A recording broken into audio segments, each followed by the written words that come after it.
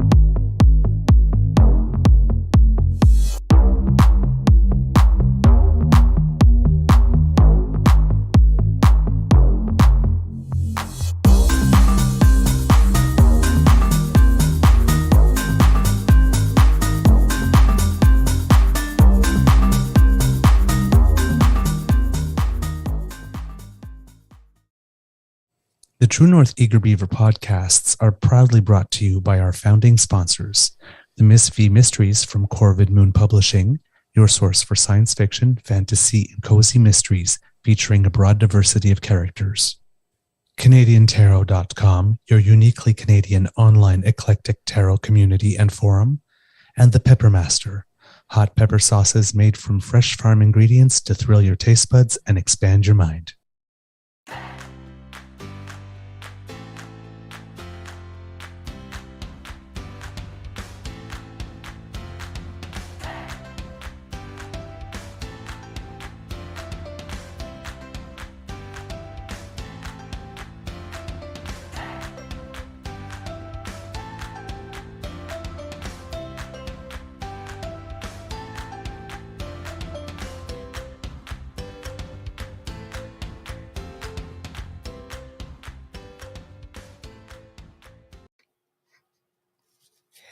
Ho, ho, ho, kitties and cubs, and welcome to Season 3 and episode number 186. Hello, our old pal Jake, you lovely bastard. I see you there. Come on in and join if you want to. Why are you insulting his mom like that, dude? Oh, come on. He keeps on saying he's part of the boars, and he's... I know. I'm just playing. He knows where he comes from. We lay down in the gutter and look up at the stars together. If you want to join us, my friend, please do. I was wondering if you'd be here this morning. Yes, ho ho ho, and welcome to Season 3 and episode number 185 of the Daily Beaver Morning Show here on the Crier Media Network. Thank you for your patience. I am dead tired because I was up late. Today, recording day is Tuesday, August 15th, 2023, and it is beginning to look a lot like Trumpmas everywhere you go. I'm your host, the Eager Beaver, pronouns he, him. Hey, Mr. Beaver A, and hey, Happy. And with me, as always, is my dear friend, Mr. Grizzly. And though we did not coordinate today, I kind of had a feeling. Of course, a big thank you goes to our podcast founding sponsors, the Peppermaster, the Miss V Mysteries from Corvid Moon Publishing, and CanadianTarot.com. We have a Tuesday morning nibble for you, and again, we could talk about wildfires. We could talk about the electric grid. But again, we ain't got time for that. No. Because there's so much news. I'm looking at all of it, and I'm like, I'd like to talk about this and this and this and this. No, we can't. We got one thing we can deal with today. Really, I mean. Our Paul Jake goes, how could I not? Let me grab a big fat coffee. Got to recharge a tad. You got it, buddy. I just sent you a link, bud. Just sent you the link. Because yesterday, I don't know how I've gotten good at predicting this, but when the ones came out earlier about the documents case, it was the day before they came out, and I said, they might be coming out tomorrow. And yesterday I thought, they might be coming out tomorrow. Because I thought on jury days were Tuesdays and Thursdays. It seems that might be more federal. At the state level in Georgia, grand jury meetings were Mondays and Tuesdays. So yesterday they had two people come in and testify, and normally the court date ends at 5. But I guess the members of the grand jury decided that they were going to be troopers and pushed through because they saw the finish line. And after 9 p.m., after 9 p.m. last night, a sealed indictment was walked to the courtroom of Judge McBurney, who was still at the courtroom At 9 past o'clock. 9 p.m. Yeah, So I not guess in my somebody, court either. Just dedicated to Yeah. duty. yeah. So I'm guessing somebody might have tapped him and said, "No, you might want to stay." And then he read the indictment to himself, and because this is Georgia and everything is on TV, well, that was all on camera. Read it to himself and certified it and returned it to the clerk, who brought it to the clerk's office. And in Georgia, they said usually within 3 hours, the indictment will be unsealed. And sure enough, it was. And 41 new charges. I thought it was 43. Is it 41? I thought it was 43. I could be wrong. I'm hearing different numbers all the time. So, but what I heard last night was 41 before I just conked out and got too tired at 3:30 in the morning, went to bed. 41 new charges is what was saying at the time. 13 of them apply specifically to Donald Trump. And if you're saying, well, if there were 41 charges and 13 apply to Donald Trump, well, what's going on? Well, that's because there were 18 other co-indictees. So yesterday, we said that there would be a lot. We were thinking around 14, 15, 16, no, 18 fellow indictees. And because it seems that this investigation is continuing, 30 unnamed co-conspirators to go along with the 19 charges. And one co-conspirator whose name, I don't know if you noticed, if you caught this. Did you catch the name Mike Roman? Mm-hmm. Mike Roman, for those of you who are unaware.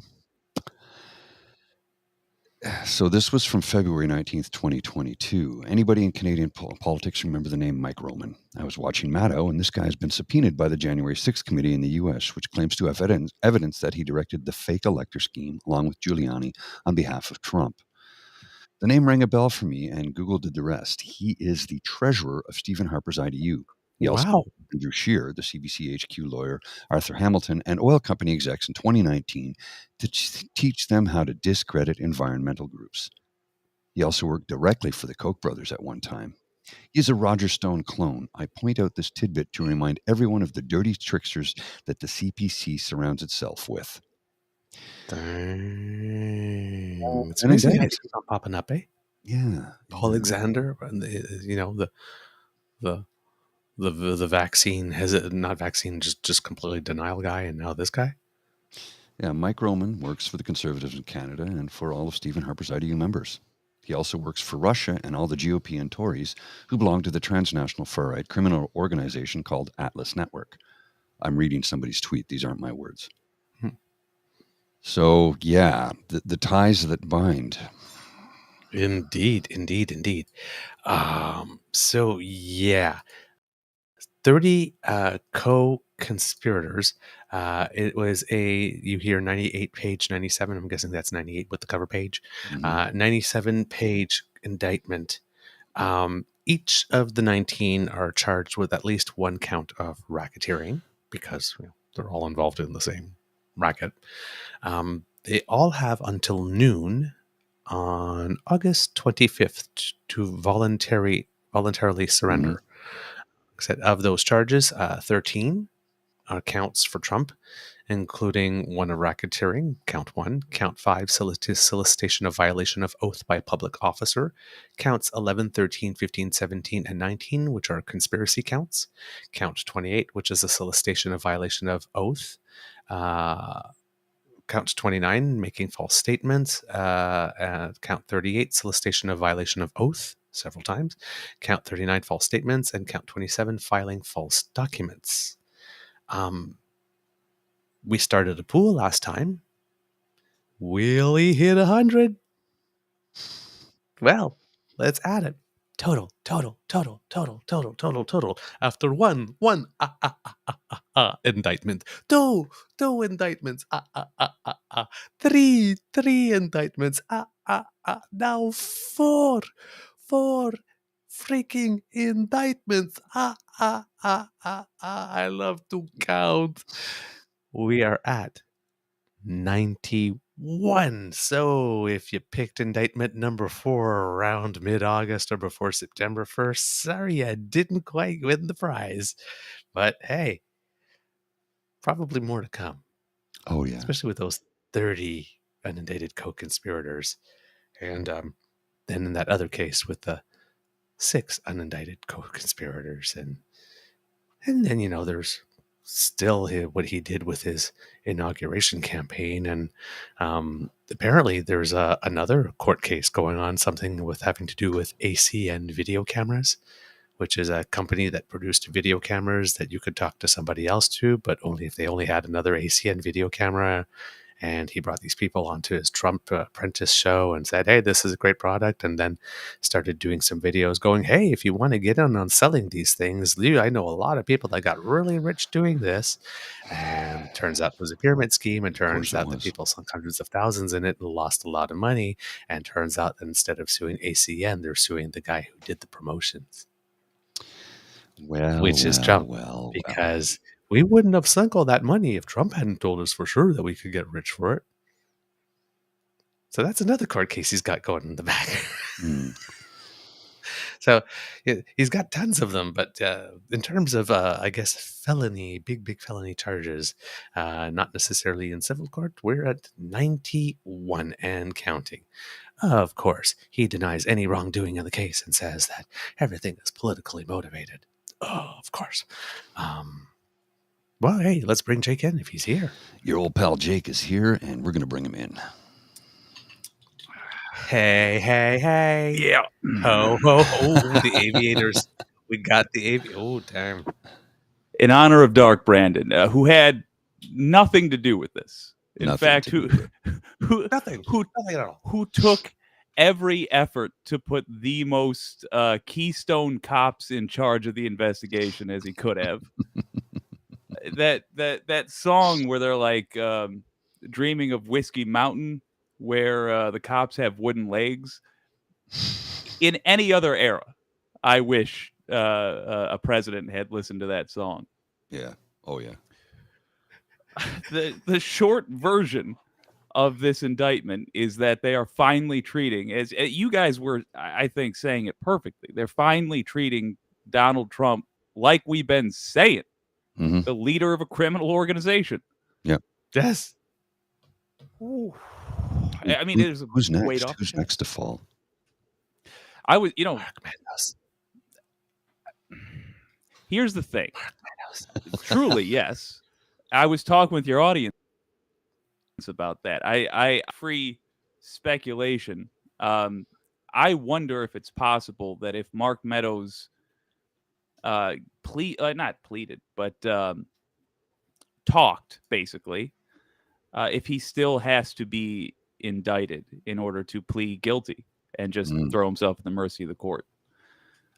Or maybe they have other evidence that discovers that as much as he sang, he still didn't tell the full truth. Same thing with Rudy. No. He thought he had a insurance policy. I guess his Queen for a Day thing didn't go so well, except that was with Jack Smith, but he is a unindicted co-conspirator there.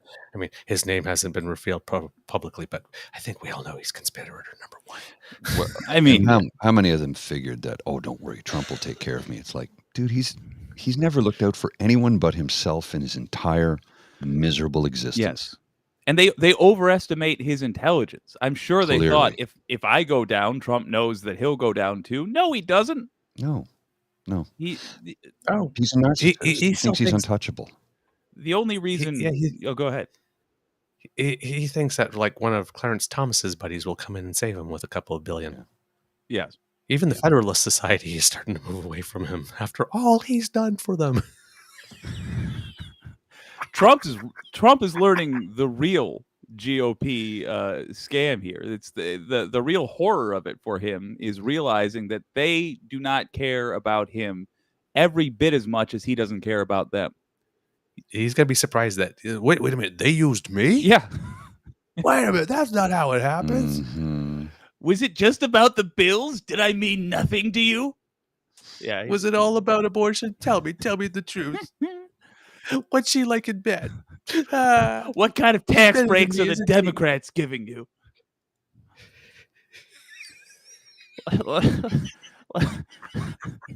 Let me tell you, the underappreciated thing here is actually the charges for the nobodies.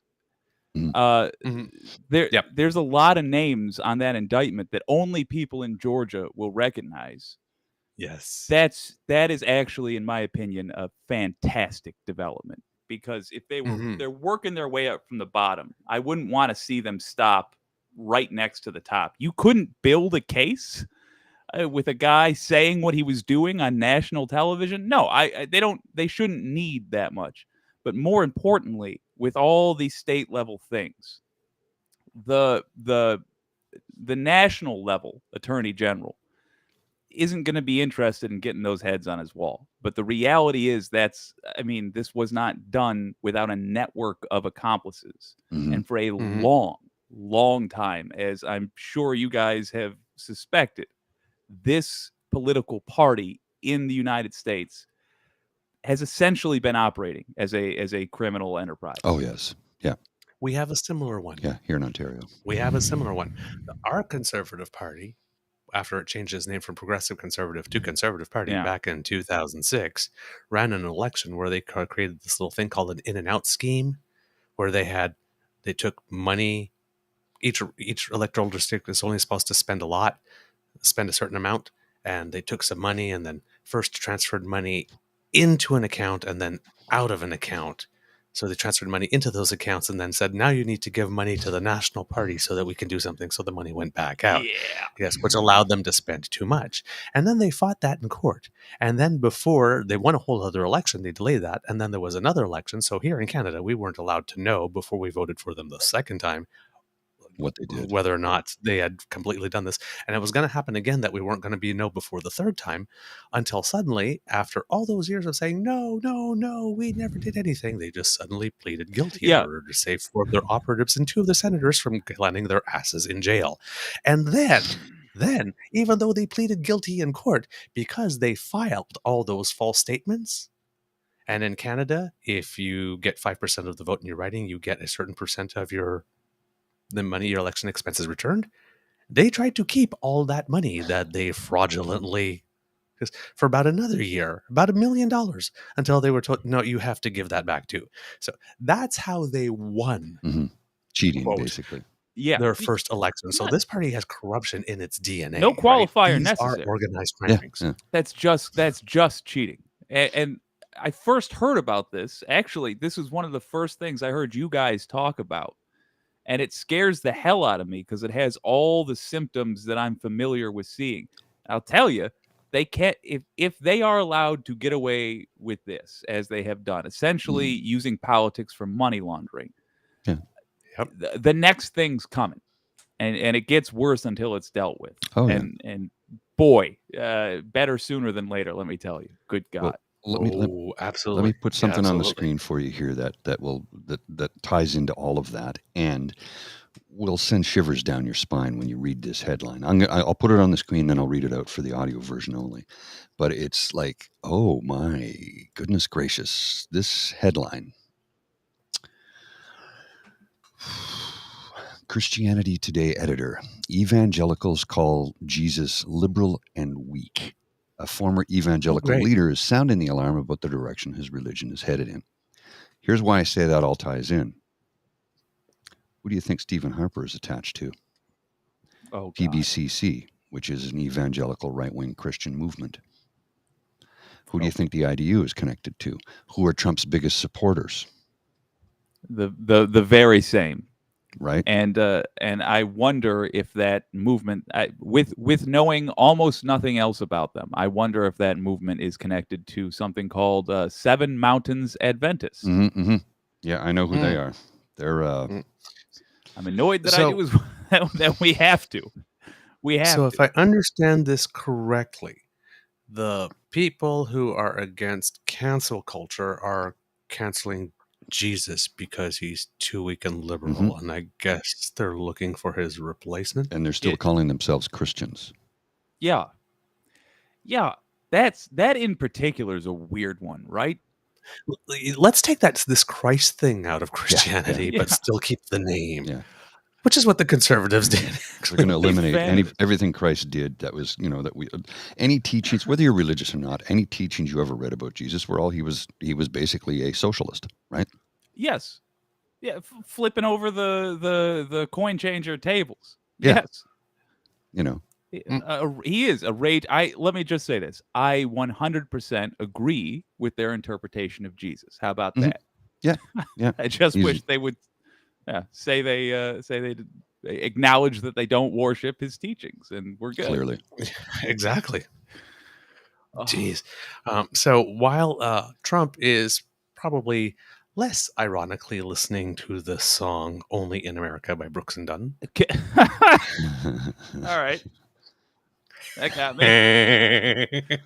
For those not paying attention, that was the song he walked out to in a campaign rally a few weeks ago, where right at the time where the song was talking about, well, one that could end up going to prison, one just might be president.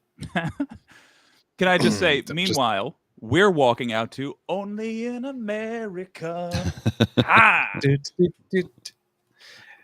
And then him going, this is unprecedented. It's like, not now. We don't need your backups. Look, you got to give him credit. Love him or hate him. You got to give him credit. Yeah. Oh God, I hate that my instinct is to try to make it work, but you just can't do it. It's stabbing your eyes no matter where you go. But I always thought it was something else, but that's just me. That's fair. That is fair. I didn't think of it. I've done it at a lot of weddings, if I'm honest. There's some apologies to make after this. Whether you love him or hate him. Oh, come on, Jake. Let's have a little electric slide. Oh, yeah. Just a little less. I probably shouldn't have done that so much. But anyway, whether you love or hate Trump, the reality is he is setting records. Left and right, he's a record setter. It cannot be denied. Oh, yeah. Fastest violation of a judge's warning. Oh, absolutely. Wow. Most lawyers don't go out and intimidate people. Okay, if I don't say specifically who I'm intimidating, judge, is that okay? Come to my bench by 5:00. We need to talk. Oh God! I didn't mention anybody by name. Is that okay? It's like, no, Diaper Donnie. It is not. Oh, man. Okay, go ahead. Sorry. I'm so used to the tables being turned. This is delightful. No, go ahead. I know. I think we need a little visual stimulation. For sure. Because there's a I'm going to say young lady because I have no idea she is, but I think she's a mother of at least 3 because. Okay, ready? Given the way she speaks. Okay, fair enough. All right, here we go. All right, let's have a look at this. Here we go. The queen of the day. Oh, come on, visual show. I know it's going to show for the people watching, and hopefully it will come back in. But yeah, it's there. It's a little blurry, but it's for there. the moment, Miss, here take it you can you can wear this. Let's try that again. Yeah, there we go. There she is.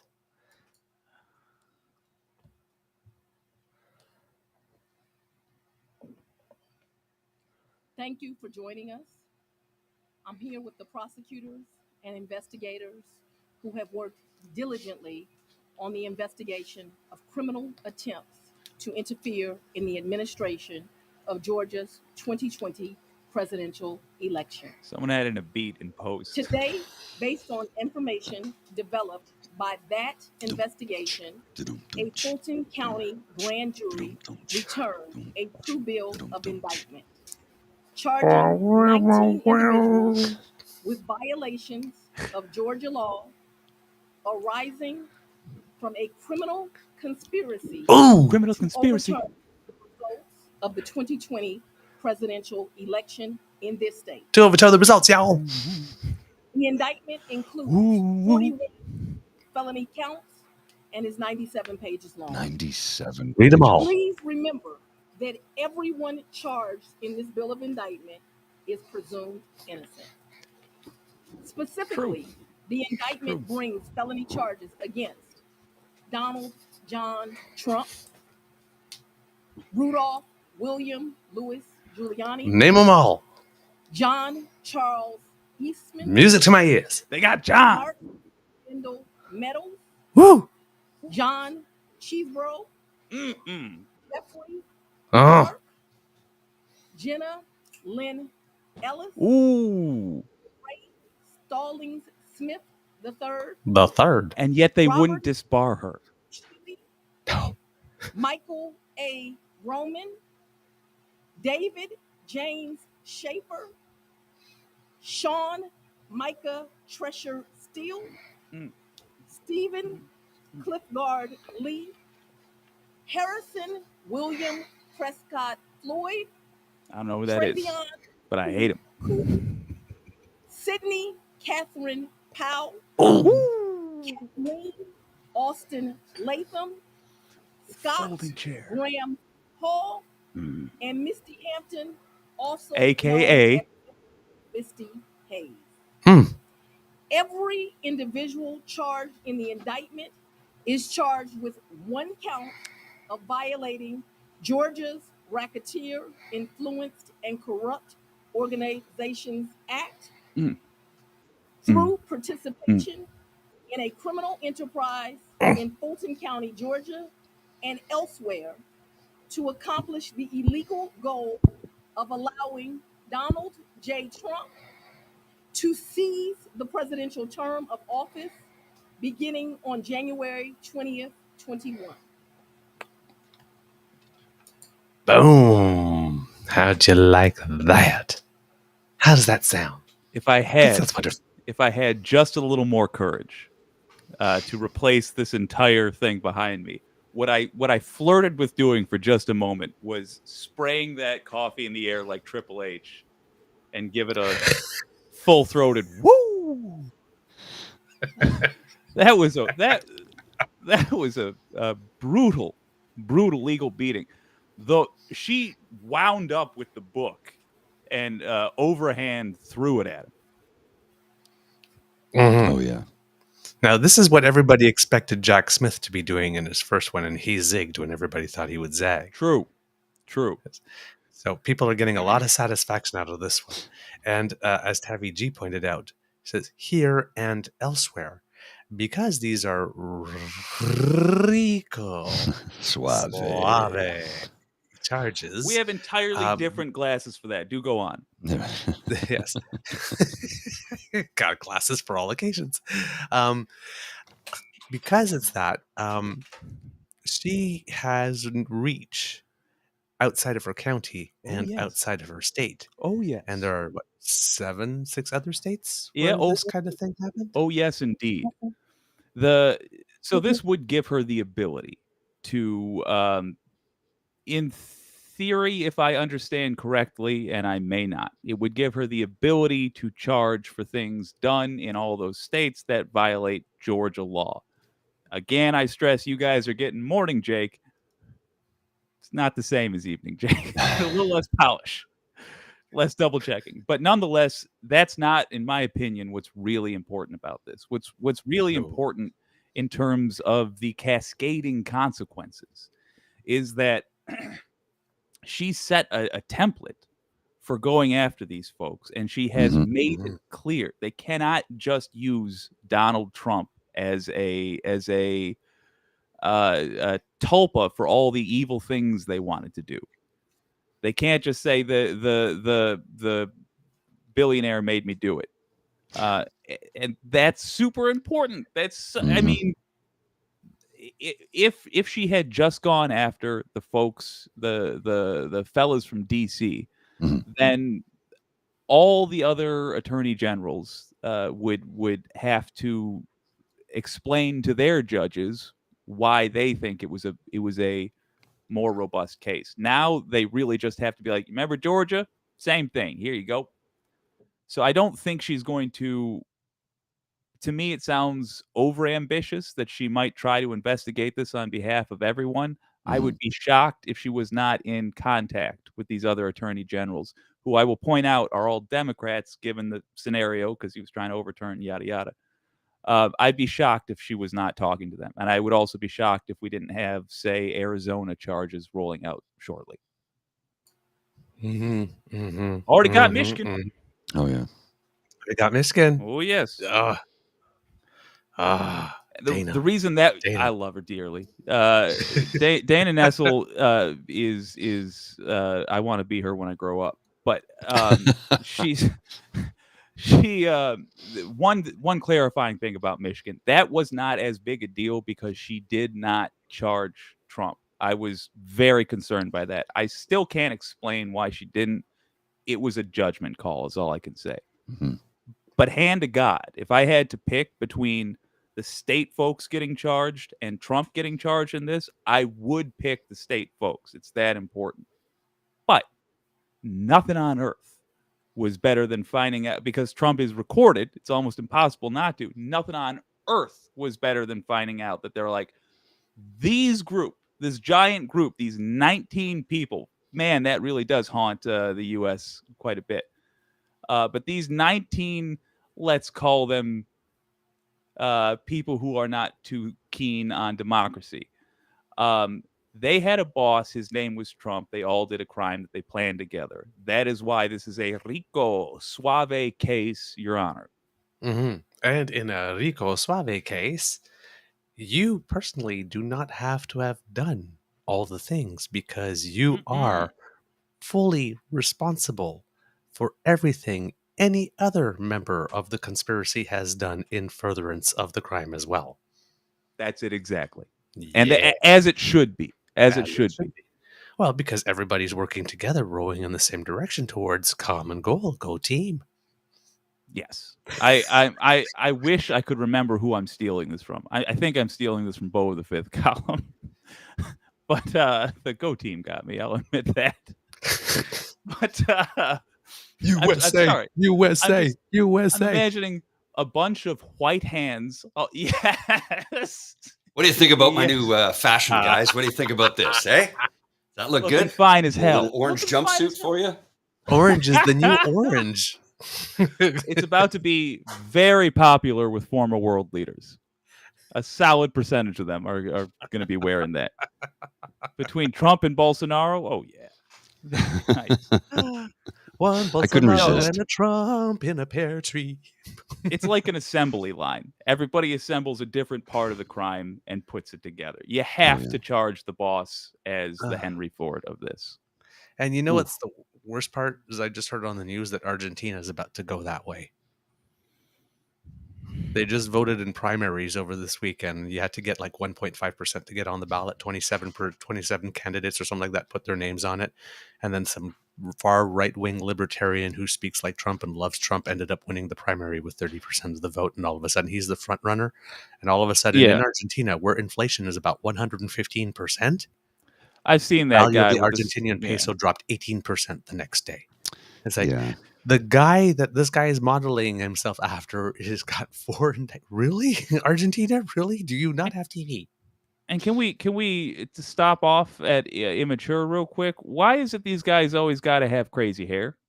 This guy looks like meth Wolverine. You know what it is? It's like the evil comic book characters always have giant heads, right? Or big hair or something like that.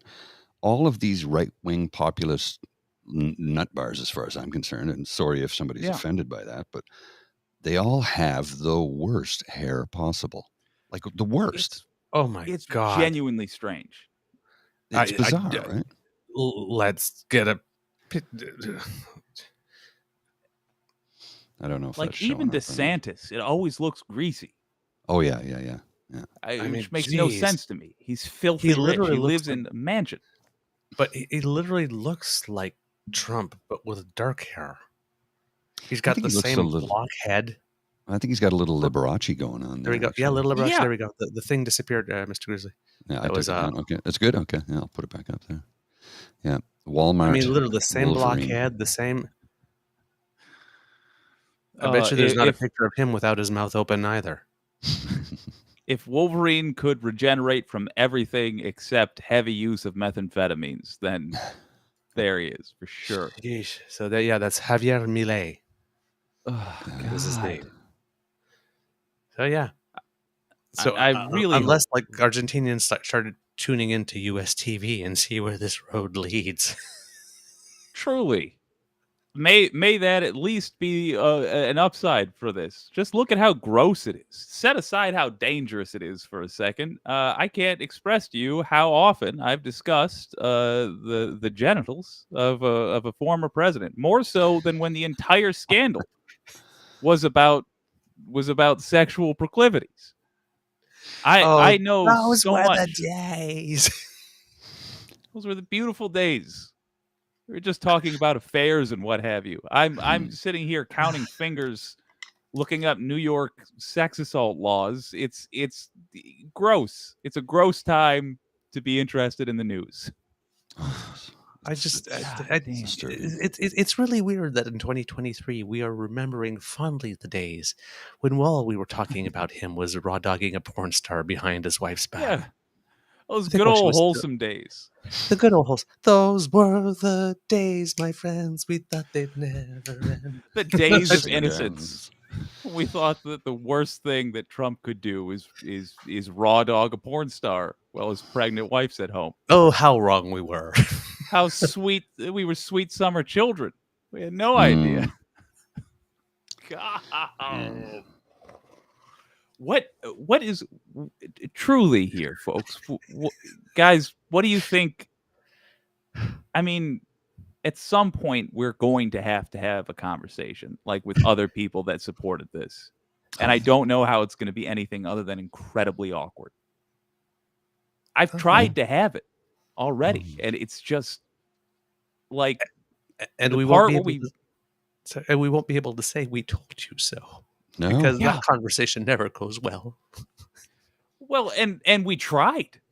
We're like, look, we did a whole January 6th, but it's truly with all of these fellas. Like you guys have the same brand of insanity, like this non-reality based politics. Yep.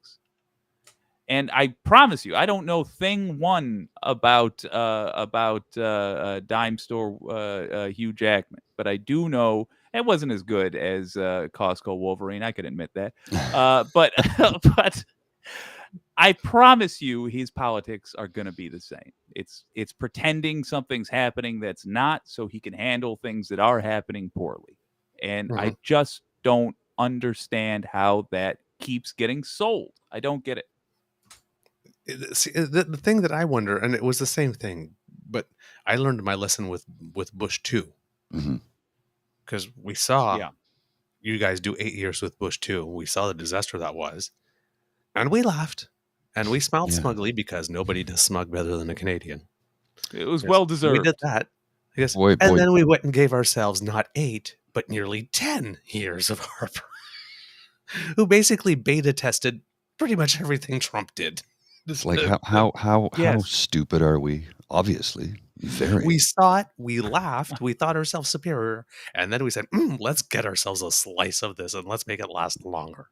You know, the thing was the first time Harper got in, it was kind of inevitable because they'd had leader fatigue with Chrétien at that point, right? So the government was going to change. I just didn't think it was going to be what it was. I didn't think.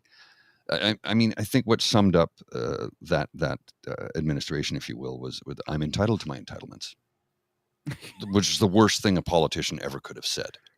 That was the nail in the coffin for Chrétien's term. It really was. And after that, it was like, okay, the country's going to vote conservative. There's no question about that. I wish they could have voted NDP though, because Jack Layton would have been much better. And that's kind of it though. Like, doesn't it just feel like we need to, as a people, move past this era of something that doesn't ring quite right, being the thing that ends a campaign versus having no goddamn idea how the government even works, or more accurately, to just be lying constantly. I feel like we've accepted this stereotype that politicians lie. That's not true. Evil politicians lie. And one of the chief lies they tell is that everybody lies. So my doing it isn't special. But it's nonsense. Well, right now we've got the federal conservatives and then the provincial conservatives here in the province of Ontario, Canada's most populous province of 15.6 million people. Explain to me their slogans. In Ontario, it's "Get it done," and federally, it's "Bring it home." Define it. Yeah. What is it?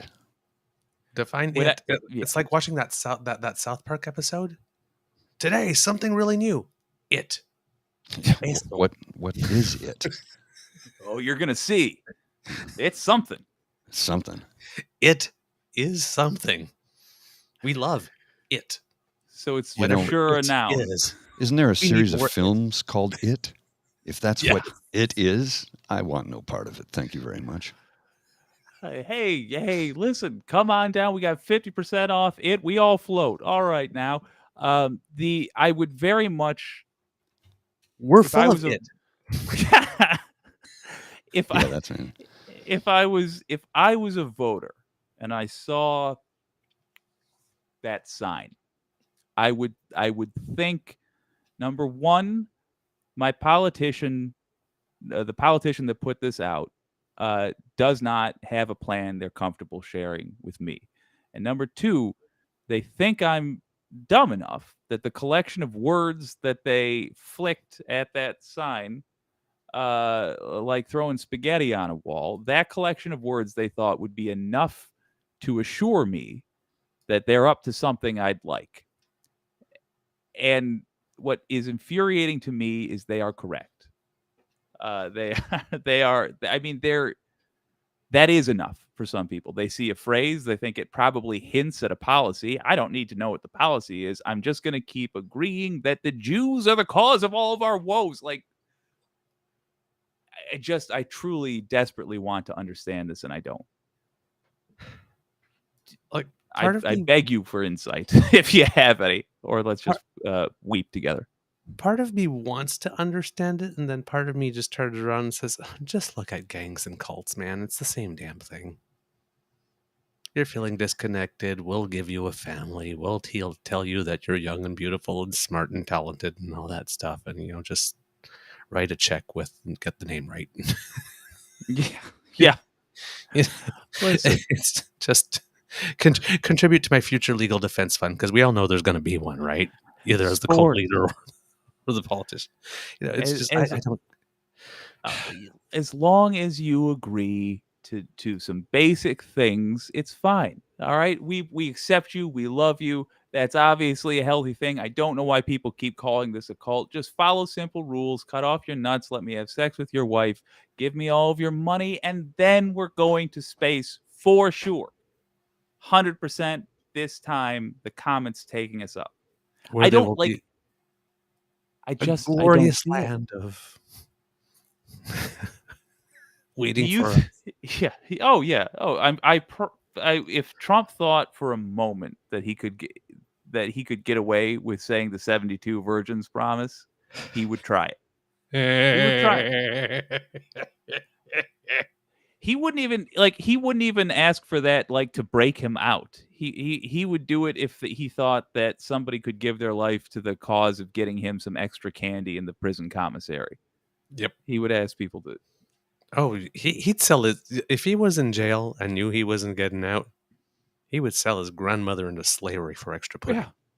Yeah. No doubt. Do you not think that that the ridiculousness is part of the appeal? I love Dragon Ball Z. It's a goofy Japanese cartoon. And to me, part of the deal is I turn to other people that know what it is, and I reference things in it, and we feel like a bond because we both know we're being a little bit silly, but we also know we enjoy the vibe of the thing. and we're bonding over that shared experience. I wonder if it's that, except with just this pure brain rot. Mm. Like it just fandom, literally just fandom for people who don't feel like they I don't know. I'm desperate. I'm making things up, hoping that I'll understand why you would support people that insult you by lying to you. I'm exactly the same way. We say it on the show sometimes because we know we both have hate watchers. And it's sort of, it's like, listen, you're probably not going to like everything we have to say, but at least we respect you enough not to insult your intelligence. Yeah. I think perhaps if we're talking cultural steps, that is the next thing is to teach people to be insulted by insults to their intelligence. You don't have to understand the specifics of a con to realize that you're being conned. Mm-hmm. And I don't know why they keep giving these people not only a pass on the insult, but then they're like continued support. Oh yeah. Let's have some fun. Excellent. There are 41 counts. Mhm. Some of them repeat and some of them have some variety. Now, of course, they don't all apply to Trump. And some of them you read and you kind of have an idea, oh, I think I know who this might be relating to. Or, count 1, violation of the Georgia RICO Act. Everybody got one of those. That was like Oprah. You get a RICO charge and you get a RICO charge and you get a RICO charge. Yay! Okay. Charge number 2, Jurors, look under your solicitation. seats. It's charge 2, solicitation of violation of a public oath. I'm guessing that's probably that phone call that says, I need you to find me 17,800. Yeah. The first one, that's probably the big one. Counts 3 and 4, false statements and writings. Counts 5, solicitation of violation of oath by a public officer. Count 6, another count of solicitation of violation of oath by a public officer. I'm guessing that's probably all those electors. Every time I they think ask, so. or the Secretary of State, you do that. You take that down too. Or if there were other people on that call from the Georgia elections that they tried to get them. The solicitations will be every step between the White House saying, I've got a great idea for treason, and it being executed or attempted. Every step along the way of the attempt. Well, this is just asking someone for their help in attempting it. Yes. Not even attempting it, just asking, saying, hey, I got this good idea. Would you go there and block this process for me? And that's such a good point you've brought up. It's specifically every time the inquiry was made, not the agreement, but the request was made. So just asking is a no. For Trump, Meadows, and gang to turn to the next group of people that weren't there for the germination of the idea, there's a count. And then every time one of them went out and contacted somebody else, there's another count. Yep. Charge 7, false statements and writings. Charge 8, impersonating a public officer. I'm guessing someone said, I am the officially due or something like that. Yep. And remember, each one of these charges is not one charge, one person. Multiple people could be charged with the same one of these charges. So it's not 41 charges, there's 41 accomplices. There are 19. Yeah. So this one, when it says one charge, one of the charges is conspiracy to impersonate a public officer, that could be every single person that signed that document saying, I am the duly elected. Right. Completely, yes. That paper, yes. Public elector. Charge 9, conspiracy to impersonate a public officer. So impersonating a public officer, the conspiracy. So all you guys get together and sign this paper and say that you guys are the duly elected. That's the conspiracy. And when that independent journalist, George, it's not Chibi, but anyway, when he came in upon them and found a group of people that tried to lie about why they were there. Yes. Oh, it's boy. An education meeting. That means every one of them had a consciousness of guilt. And, yeah, they were definitely learning something. Oh, yeah. They were getting an education. We just happened to be here during this time. No, we're not doing it. You don't have to look it up. You're going to look it up? Okay. I actually have to go real quick and change my name and go to a different country. Can't blame me for trying. Gotta go. Oh man, I love this. Charge 10, forgery in the first degree. Charge 11, conspiracy to commit forgery in the first degree. I guess probably when they actually signed those papers and said, we are the actual act of applying your signature. Yes. Charge 12, false statements and writings. Probably all those signatures. Charge 13, conspiracy to commit false statements and writings. Everybody, we're going to put our names on this, okay? Okay. I actually think the false statements and writings are going to apply to like when Trump was saying to Raffensperger, there was all this fraud, and Yep. now they will have done the investigation to be like, okay, who told you that? Nobody said that, huh? You just chose to say that. All right, that is called a lie. You lied to try to get this government employee to do something. That is a And you false put it in statement we're writing when you charging. circulated that document about how we could all sign those Yeah. papers. Yeah. To say we are who we're not. Yeah. And any time they wrote an email to one of those fake electors telling Mhm. them, no, this is totally legit, but it wasn't legit, that's a false statement. Yeah. As well. Yes. Okay. So, yes. Charge 14, criminal attempt to file false documents.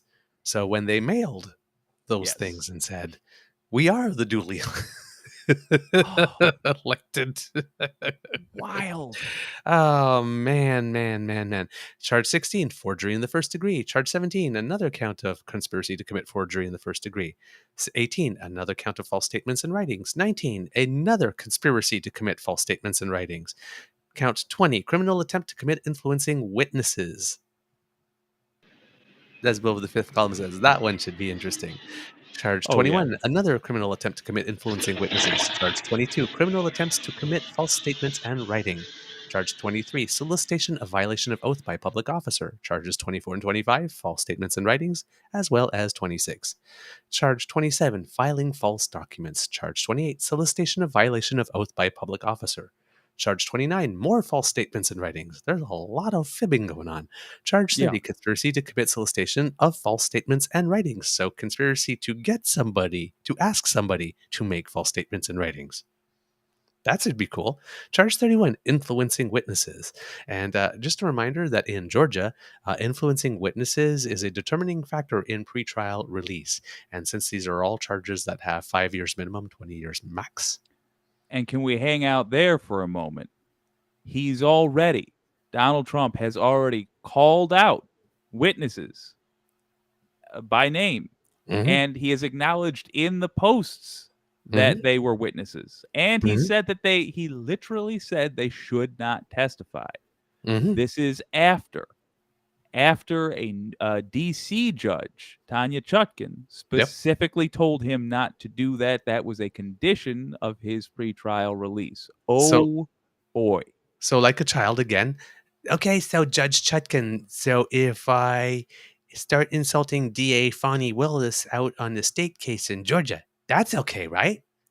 Because I'm not pressing the specific button you didn't tell me to press because it's not your case, right? Here's the thing. If you commit a crime while you are on parole, it doesn't matter if the judge didn't specifically say Simon Says. The judge is trying to help you by laying out examples of crimes you could do. But any crime is sufficient. And she did specifically call out witness tampering. So the question that has been, I think, slightly eclipsed by the actual action taken in Georgia is, okay, Tanya Chutkan, here's your first big test. What does your word mean? You said if he does this thing, there's going to be consequences. He just did it. Yeah, but he's going to go back and say, I didn't do it for your case. Yeah. This is so unfair. Yeah. He'll always say some nonsense. Yeah. Oh, yeah. Yeah. Just have a little comment from Mademoiselle Fox. Aside from the important political stuff, Douglas, could you be cuter in that hat? But no, it's true. No, I couldn't actually. Thank you. I love our kids. Charge 31, more influencing witnesses.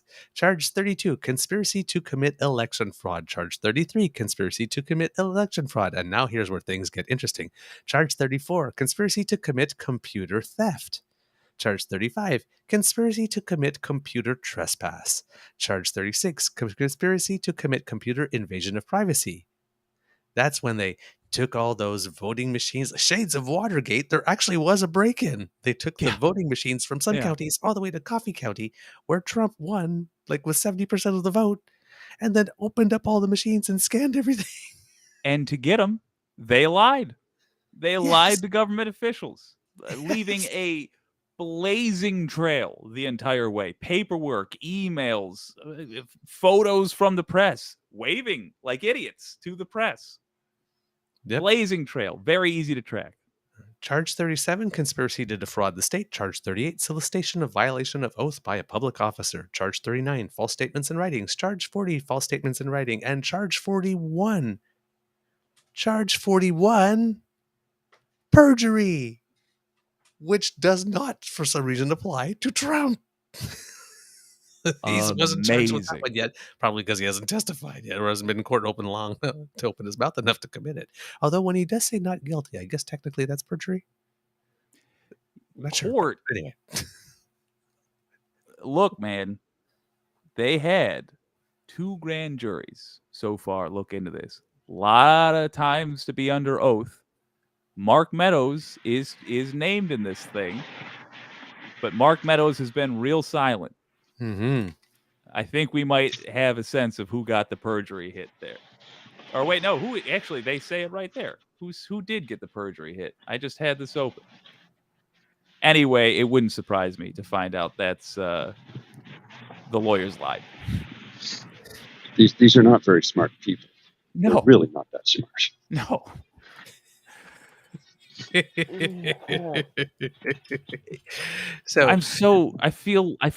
I'll use Trump's line against him. They're not sending us their brightest. They're committing crimes. They're trying to oversteal elections. And some of them, I'm sure, are nice people. Yeah. Could we just appreciate? I'm not so sure about that. Who is that? The gal, the young lawyer, the lady named Elaine, was it? It's killing me that I've lost track of where I had the indictment up. Well, whatever the lady's name is, and I'll get corrected by smarter people soon. Oh, here it is. But regardless, how crazy is it that she was not disbarred? They had a disbarment hearing for her after all this Trump stuff. Oh, the lady that was representing all 11, all the electors? I think, yes, I believe so. And just telling lies on Fox. She represented Trump for a while, and she didn't get disbarred, but she's named in an indictment for her actions where she was acting as an attorney. So we have established now that the United States Bar Association is willing to tolerate behavior that you can get indicted for and allow you to keep your license to practice law. Boy, we might have to have another look at that soon. The perjury charge was Robert David Cheeley, who is a new name to me. That's not ringing a bell to me either. Darn it. I really wanted Meadows. Oh, that would have been really sweet, wouldn't it? Oh, God. Be right back. Let's see here. Little known lawyer, Trump ally draws scrutiny in Georgia. Jenna Ellis. Jenna Ellis is who Jenna I was Ellis? thinking. Sorry. That's who you were thinking of? Disbarred. Yes. Sorry. It was killing me. Okay.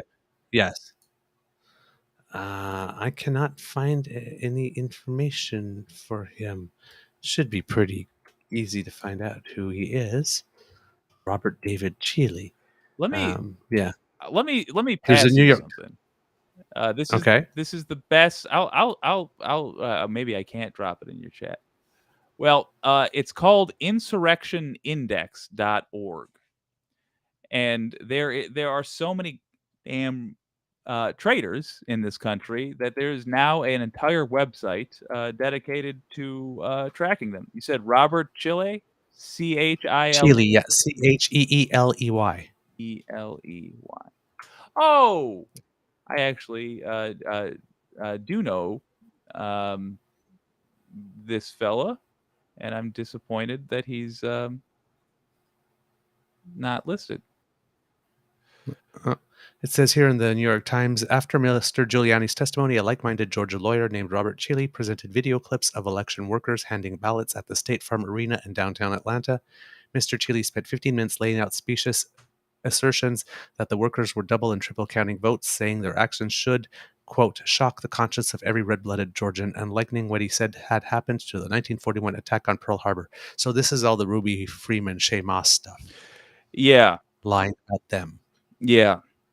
And possibly, if for those that don't recall, possibly involved in that attempt to draw them out to in public. They tried to a group of Trump supporters in a creepily coordinated manner tried to get those two to meet them in a police station parking lot. And in and of itself, I hope that is being charged. Yeah, absolutely. And the thing here, the other thing that's interesting about Georgia, because everything is open court, and one of the reasons for which the judges might be a little more eager to apply restrictions on the big mouth is because open court means that once the indictment is unsealed, the names of the people on the grand jury become public as well. Yeah. We don't, for Canadians who might not be familiar, in Georgia, the grand jury process starts with 23 jurors, 16 who must be present to hear the entirety of the evidence, and 12 must vote on the bills. Fani Willis presented 10 different bills that would lead to these charges, and you either vote bill or no bill. Yeah. There were no votes of no bill. All 10 that she presented were accepted by the grand jury to move forward. Based on how long indictment. This has taken, you might think that it's a terribly difficult case to prove. I will remind everyone that the main guy is recorded doing one of the crimes. So it doesn't surprise me, but that's really, really delightful to hear and well summarized. Yeah, 10 out of 10, literally, for Fani Willis. Yeah, which means that she prepared things very well. Yes. And presented them in a convincing manner. She did national level work. Now, at this stage, it's just preponderance of evidence that there is reasonable basis for a charge. Yeah. I mean, it's not nothing. It's not guilt beyond her. But yes, it's not the same as it's not a guilty verdict. All the people and the government have agreed to is that there enough things happened that we ought to have an official conversation about it where it's illegal to lie. That's basically it. Yep. And you think that would be rather clear. Yeah. Already. You would think. Genuinely is a concern that it took this long. I don't blame Fani Willis. Should not be blamed at all. She did national level work with county level resources. That's astounding. But once we're sure we're not going to get a coup that's going to require you guys to come save us, we're going to have to have a conversation about why Merrick Garland waited a full year, why it was literally not permitted on Merrick Garland's order to say Trump's name amongst the investigators. Our fourth or fifth safety measure kicked in to stop the meltdown, but we can't be like, oh, good, so it's working great. No. Yeah. We should never know if the fourth or fifth safety measure works. We should never know. And it sucks that we do. Glad it worked. But boy, 1 through 3 really got to get looked at. Mm-hmm. Okay, Mr. Grizzly's having some interesting visuals. Look, let's join the brother in He's unity at sideways least. and seemingly frozen. Oh, damn.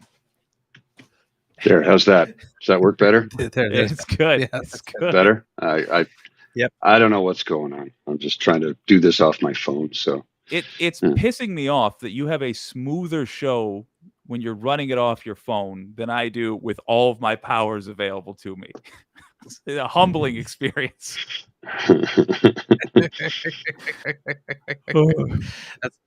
That's what happens when you bring on a genius. This is fair. We have some comments from the kits here. Kit Jake, Frank says Jake has an awesome podcast voice. Hey, I'll And then take it. you too, Paul. Oh, thanks. Facts. And I guess I'm just here. These are facts. No. They're the voices. I'm the pretty face. There you go. I like that. I like that. Hey, you know what? Sometimes it gets boring being the smart one. I like to be the dumb pretty one every now and then too. Oh, Sure. Being the smart one's a burden, man. that's a hell of a flex. I'm stealing that. People are like, oh, really- damn, I have to be the responsible one again. Oh, if people ever Can I like, just sit here in the corner and look cute? why are you wearing that jacket? Why are you wearing those pants? Because I get sick of being the smart one. That's good. I'm going undercover.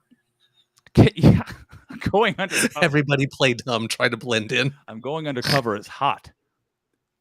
Don't tell anybody the truth, for God's sake. If they're falling for it, just let me have it. One day, for God's sake.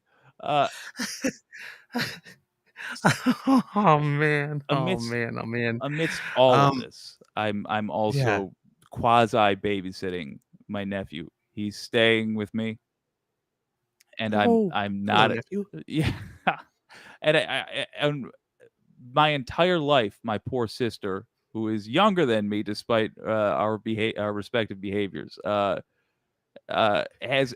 been of no use to her, and I was so excited to be like, "Hey, you're pregnant with baby number 2. Let me take care of the big chief. I got him."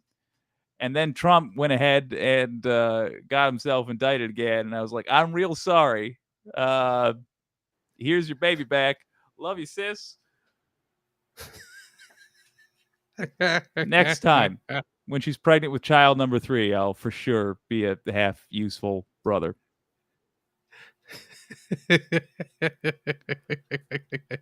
Oh man, I don't know if I have too much more on Looking sharp, my brother. on the orange one today, because I did have to go to bed at some point because I'm doing Eventually, on fewer than 3 hours because it came out late. gets a little exhausting, right?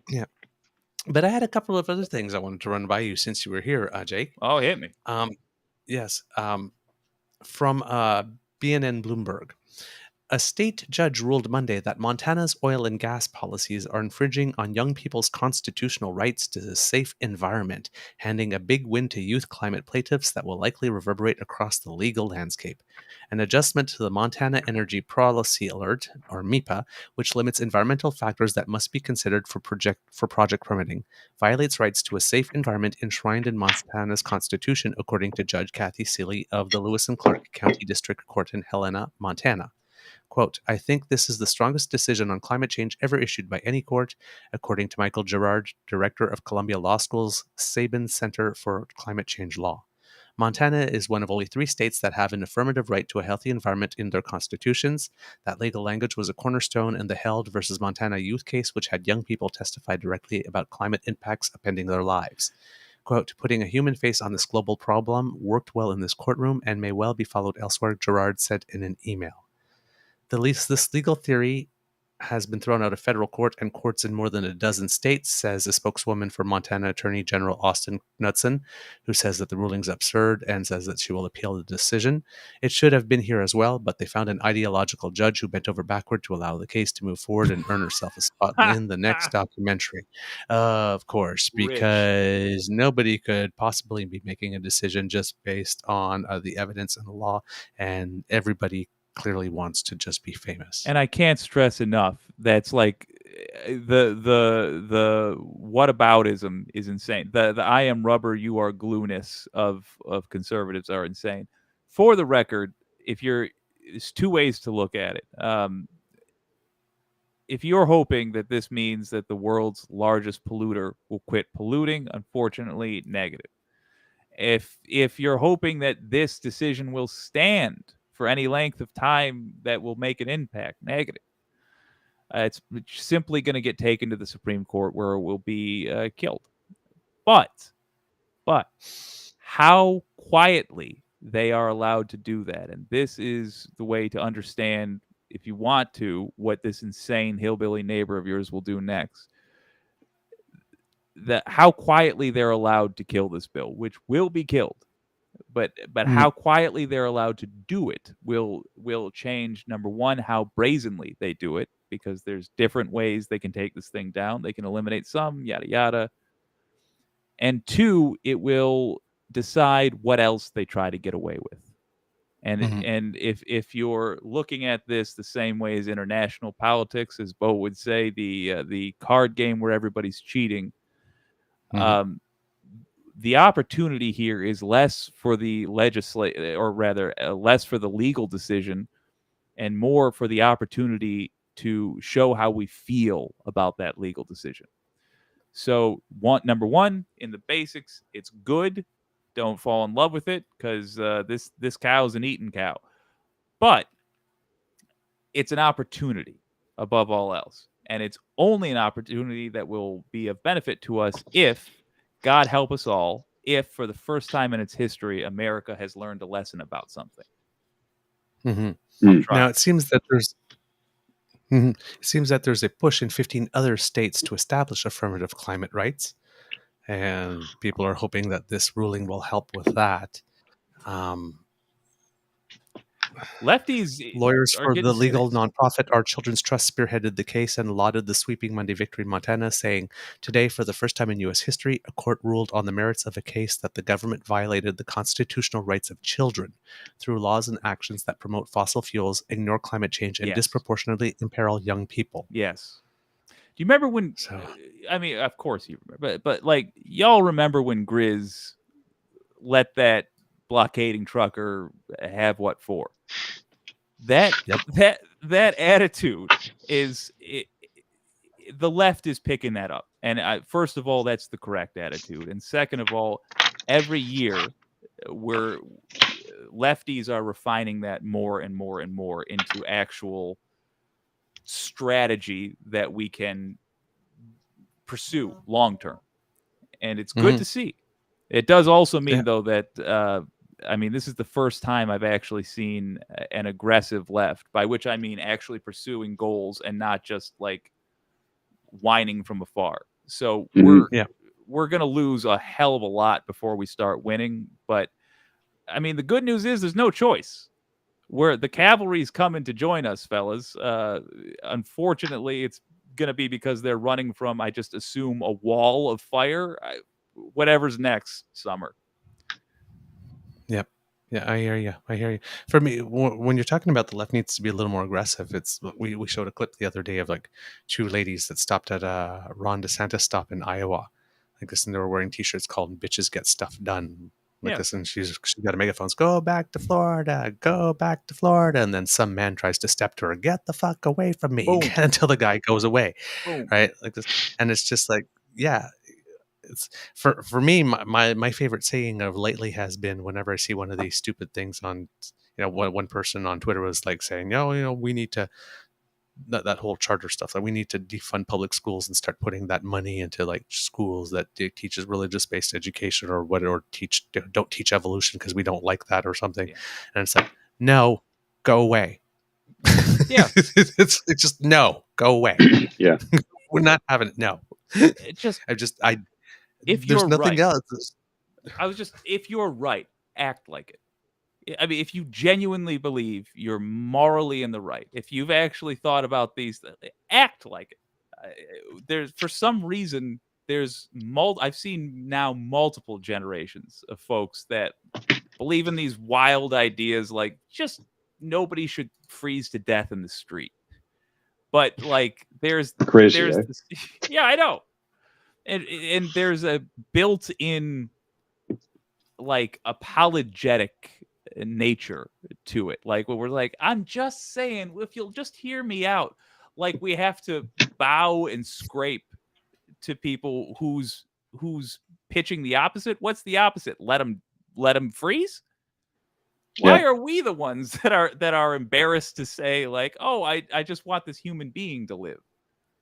The Grizz attitudes, it's got to spread. It's got to spread. Yep. Other news, it came out in the news recently that while Jack Smith was searching warrants, getting warrants and all that kind of stuff, he obtained a warrant to search Donald J. Trump's Twitter. I saw that. Now, everybody's wondering, like, why does he want Donald Trump's Twitter? He put everything up there. Well, there may have been unsent drafts in the draft folder. There might be DMs. Oh, yeah. What are the patterns of use? And did anybody else have access to his account to post stuff, or was he posting all that stuff exactly himself?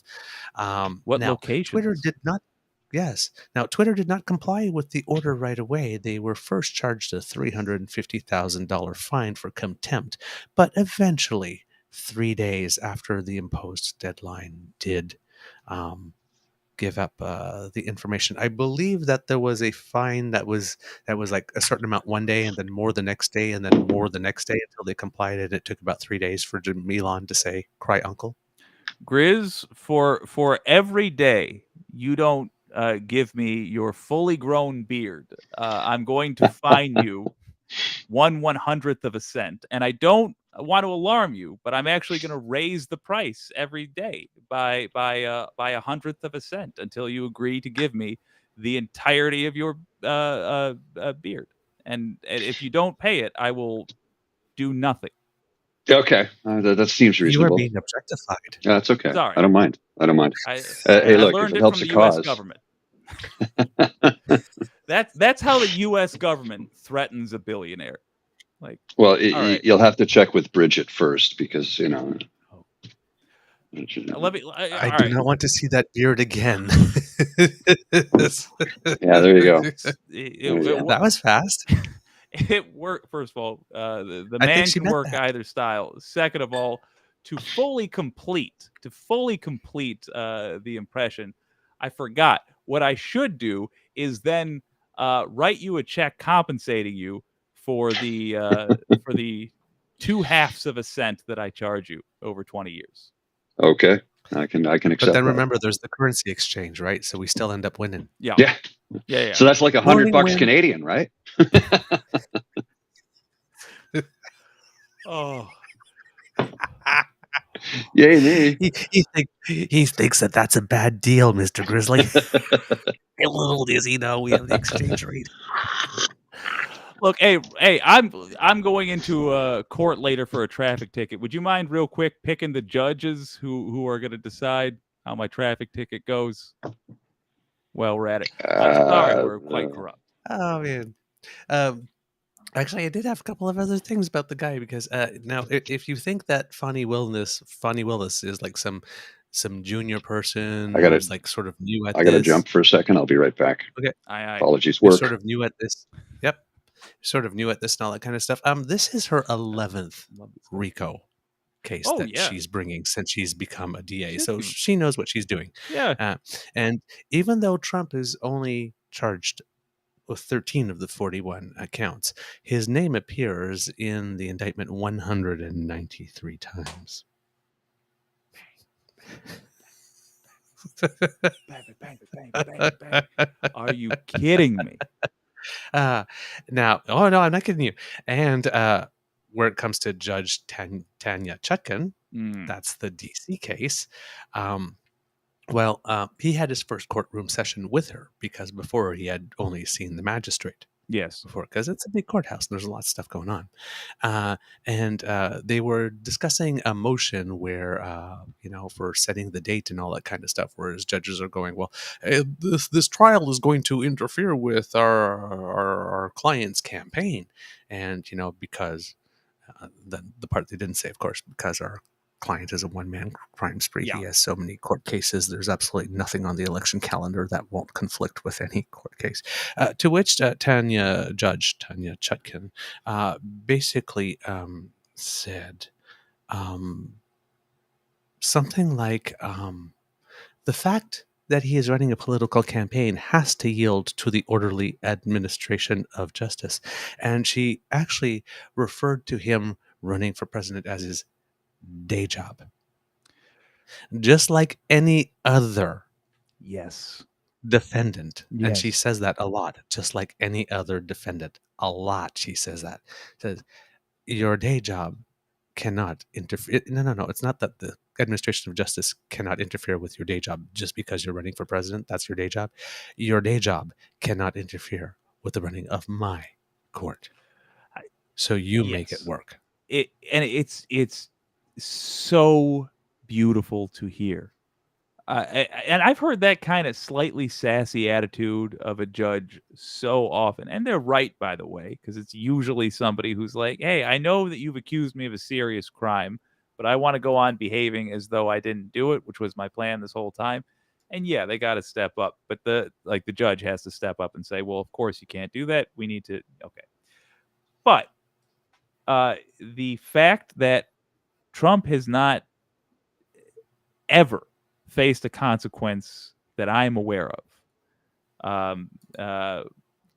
He has nothing in his life history that lets him that Yeah. sends him the message that if I press the button only this much, well, something this time something will. He cannot process what this means. Like the judge just told him directly, hey, this is a firm line. If you cross it, you're in trouble. And now he's crossed it.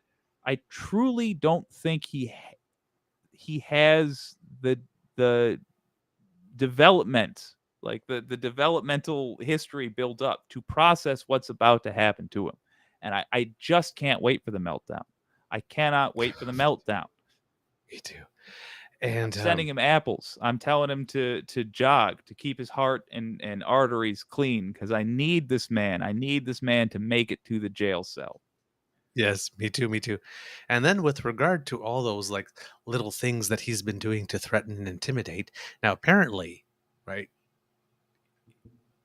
he made those first statements, that first tweet, if you come after me, I'm coming after you. And then he was told to come in. And then I guess he met with her Friday. And then he went out and made those statements about Fani Willis instead. Let me attack the DA in another case then, as if the judge won't see him doing that in another case, and said that she had some relationships with some gang members, which led Fani Willis to say, you have until tomorrow, 5 p.m. to come in court with some evidence to that, or else, Lordy, there might be more charges. Yep.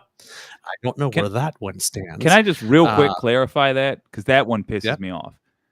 Yep. For the record, Fani Willis, not when she was a prosecutor, which is what he said, but when she was a defense attorney, one of her clients was a guy accused of criminal things. Sure. They keep saying she had an inappropriate relationship with him. Now, to you, what does that imply? A sexual relationship, I assume? You would assume first, yes. That's what I hear when I hear inappropriate relationship. The thing he's referring to is the fact that the client of hers said that she was very much like an aunt to him.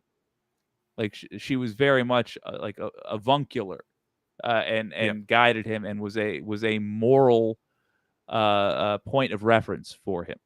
That's the inappropriate relationship he's talking about. This freaking scum. But he turned it into a gross scandal. Yeah. Or something. Yeah. Yeah. Absolutely gross.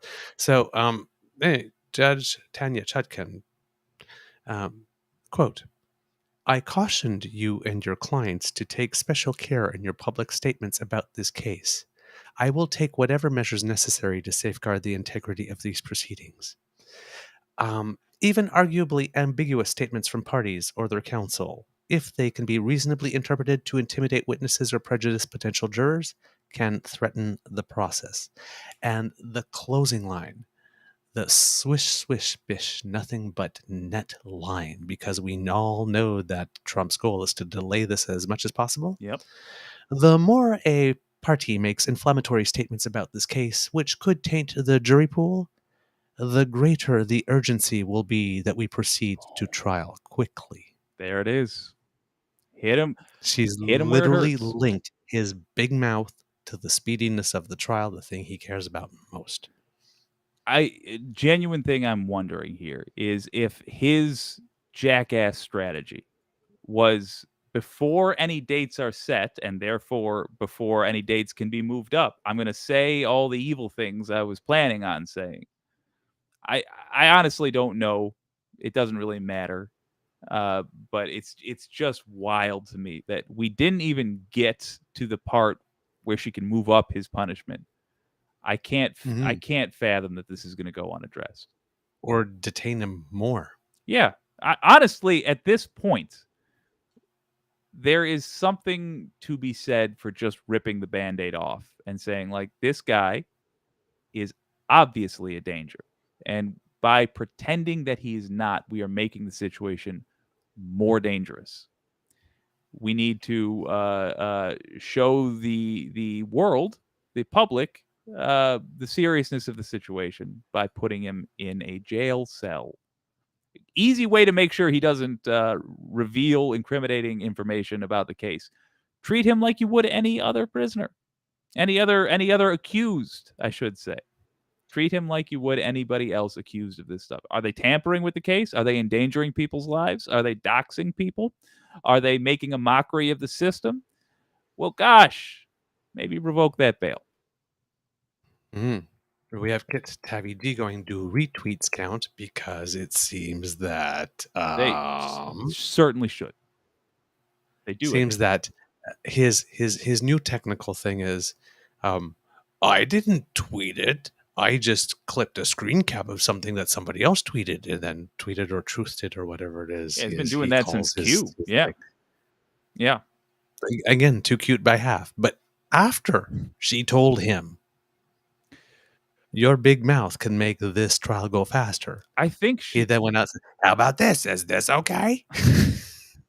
What about louder and more obnoxious? What about that? If I tweeted in all caps, will you be convinced? Can you just imagine? He gets up on stand and he testifies and he says the things he's been ranting at every speech. Can you just imagine if the judge was like, well, I never thought of it like that. Not guilty. Turns out it was a perfect phone call. We've been fools. All of us. I didn't realize. Perfect phone call. Great. By the way, have you noticed this guy keeps the idiot? He's overestimated the American people now. He keeps mentioning Ukraine over and over. But if you were to ask the average citizen, God help me, what his first impeachment was about, I bet you, they wouldn't be able to tell you. And the only thing he's accomplished recently politically that I've seen is to remind everybody that the massive, massive problem we have in Ukraine currently with Russia invading and the down the line effects of that, including a grain shortage around the world, is partially his fault. It's amazing how spectacularly this is all falling apart. Yeah, I'm here for it. The destruction. It seems that in his social media post Monday, this is according to PBS, Trump quoted from remarks Chutkan made in a 2022 sentencing hearing for Christine Priola, an Ohio woman who pleaded guilty last year to obstructing Congress's certification of Biden's electoral victory, one of the same charges Trump is facing. Quote, the people who mobbed that Capitol were there in fealty and loyalty to one man, not the Constitution of which most of the people who come before me seem woefully ignorant, not to the ideals of this country and not to the principles of democracy. It's blind loyalty to one person who, by the way, remains free to this day. So I'm guessing he took that clip and basically whined that she's an anti-Trump judge and she has an anti-Trump husband who has an anti-Trump children who has a drive an anti-Trump tricycle who have anti-Trump stuffed animals. playpen. I mean, I just call them Americans, but yeah. Jesus God. It's about to be an anti-Trump world. Boy. That's He's a Trump hating judge. the thing is, all right. So on that, it is first of all, it's very funny to me that he thinks he's just made like a stone cold case against her. But in all seriousness, what terrifies me is that he reveals his strategy here. Would that fly in a courtroom? No, of course not. He's citing another judge's decision after looking at facts. That legally, that's a terrible case. The scary thing is he's not pursuing a legal strategy. He's pursuing a coup two strategy. Yeah. Yeah. And it seems that even Trump's lawyers are getting into trouble because Trump's lawyers keep on going, oh, well, gee, we possibly could not meet that request by that date. And then the judge turned around and says, dude, I'm paraphrasing here. This is not a quote. It's like, I possibly could not. There's no way. That's so much work. As it breaks out the nail file and is like, yeah, dude, I got TV. I saw you on Meet the Press, Face the Nation, State of the Union, Inside Politics, Sunday Morning with George Stephanopoulos. Busy guy. I saw you. If you got time to prepare appearances on all those shows, perhaps you should have put that time in preparing those documents for this courtroom. I mean, we are literally no delay. We are literally at the point where the judge is having to say no more TV time for you. He's going like this. Well, we need to figure out our strategy. It's like, I just watched you. You laid it all out on the Sunday shows. You said that you were going to do this, and this. So, I mean, you already know it. Put it down on paper and get it to me at my bench. Giuliani, we're taking your iPad. Go to your room. Go to your room. I didn't want to do this. You made us do a court order. Go to your room for 10 to 20 years. Less TV, more judicial filings. And suddenly you'll have lots of free time, I'm sure. Basically is what the judge said. Yes. Can you this is too good. There's a very real possibility that the most just consider this for a second. We saw Trump's presidential schedule. It was mostly something he called executive time, which I assume was just playing Call of Duty with the boys. Trump might very well be put into the U.S. prison system, which has no shyness about exploiting prisoners for free labor. I guess what I'm saying is, in making license plates, it's entirely possible that Trump will actually do more work for the government post-presidency than when he was the leader of the entire country. Okay. Hear me out. I'll make the license plates, but just not ones for Florida or New York. Okay? They can't know. They'll sense my hands were near them. I can't take the shame. I'll do California. Don't make me do Florida. Just watching him break down with his teeny tiny hands trying to cover his big swollen face. Imagine what he won't be able to wear his hair special. He won't have tanning He won't solutions. be able to have the product. He won't have the product. He won't. I can't really. Because that spray that can with the lighter. It's the flavor. No, he can't have that. And they're certainly not going to let him bring a moose into. What's the prison wine version of fake tan? How do you listen to me? You got to go to the commissary. You got to get a lot of Nutella, like a lot more, buddy. Eric, I like a lot more. Hello, this is Geraldo Rivera for Newsmax. Today we finally get to see what color Trump really is. Everybody's been wondering, but he's been in jail now for 3 months. He's only got 1 hour of sunlight per day, maximum. Yeah. Let's see what color he really is. Hannity, crab walking into the prison. Everything's fine here. Go ahead, search me. I'm cool. Oh, we got some ramen seasoning, turmeric powder, He's just orange Kool-Aid. yeah, orange Kool-Aid, the ramen. He's mixing it up. He's like, "Come on, baby, give me the magic." Oh, the neo-Nazis are recruiting, and Daddy's got to join something. Could you imagine? Could you imagine if you went to jail and even the white supremacists in jail didn't want it? Says, you can't sit at this table. Sorry, this seat is taken. They end up, oh God, it's so much worse. They end up liking Stephen Miller more than him, and he gets jealous. Oh, yes, I want that, please. I want that. Like, wait, we have this thing in Canada. I don't know if you have it. The candy called Fun Dip. Oh yeah. Oh yeah. It's just like these 2 packs of sort of like little Kool-Aid with a little stick. Look, I just see him like licking the stick. Apply, blend. Oh God. My friend Caitlin taught me this one. Blend. Of course, he's still hanging out with Caitlin. Wait, the topic of conversation. She was on TV yesterday. He was like, I was like, is anybody listening to you, sister? Seriously, God, I hope not, for her sake.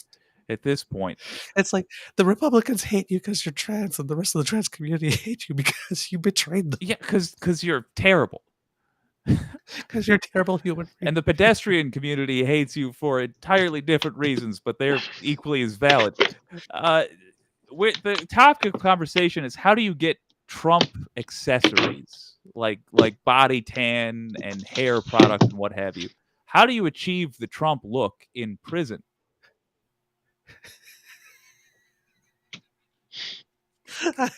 What is the toilet Saving line the version? plastic forks for the scaffolding. He walks out to visit with Tiffany, and there's just clearly ramen draped on his head. Tiff, how you doing? Seeing Papa?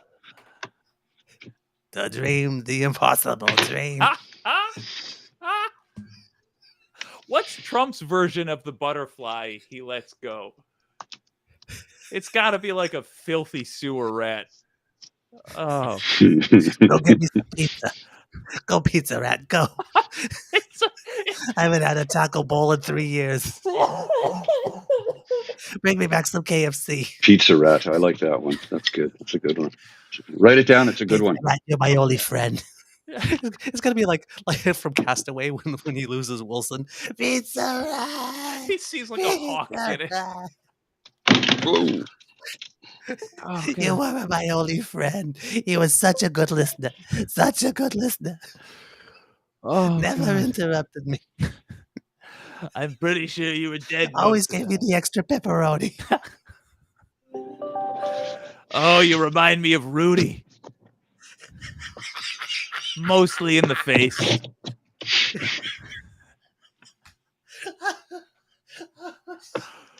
We're going to hell. We're enjoying this way. We'll be in good company, so it's okay. Oh yeah, I look forward to it. 5 minutes later, Trump will be there. I'll be like, surprise, motherfucker. I'm gonna fold your clothes. Oh, what, you thought we wouldn't be here too? I mean, to be fair, a lot of your allies predicted this. And given that I'm not too terribly worried about offending the devil, I'm gonna fold your clothes now while you're wearing them. To be fair, it's paradise. And then me walking in, guys. Hey, bitches, I got mimosas.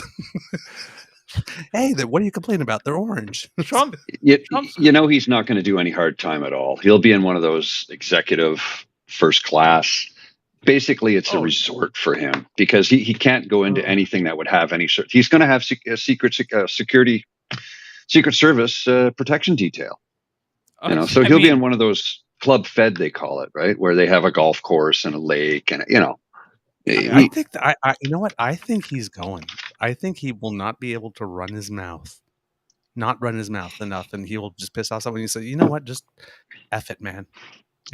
Some of these crimes are really, really bad, and a lot of them like have a bias towards imprisonment. Some of those document cases. Oh yeah.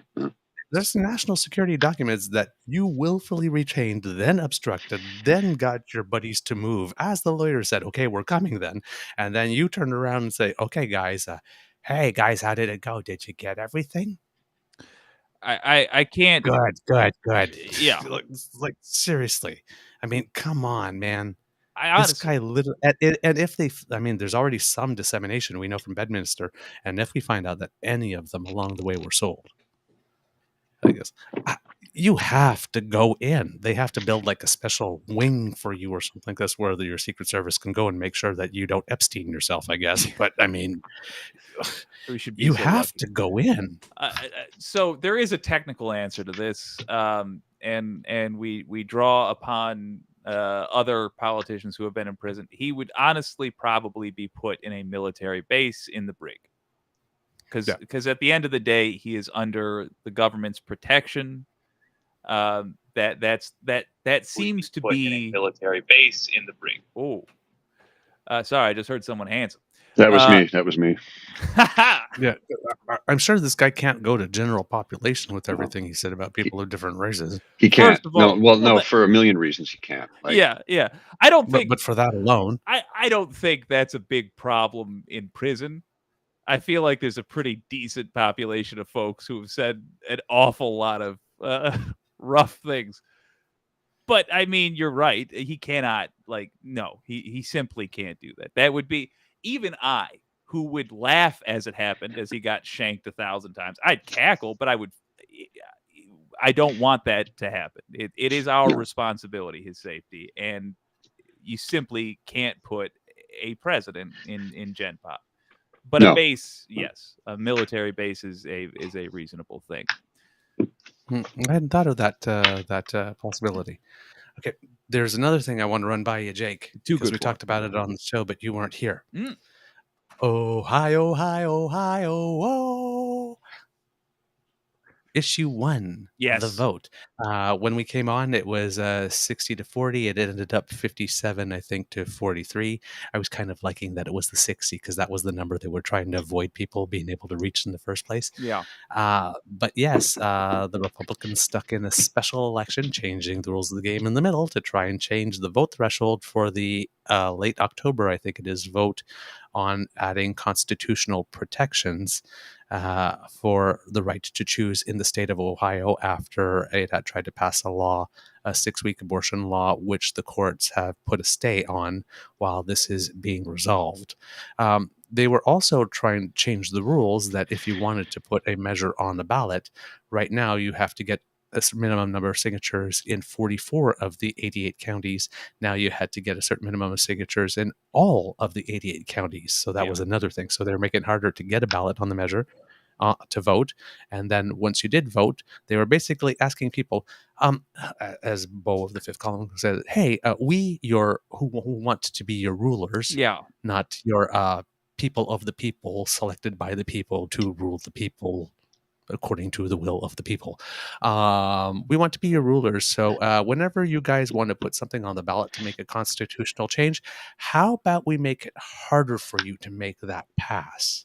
So that more often, and still 40-something% voted for that.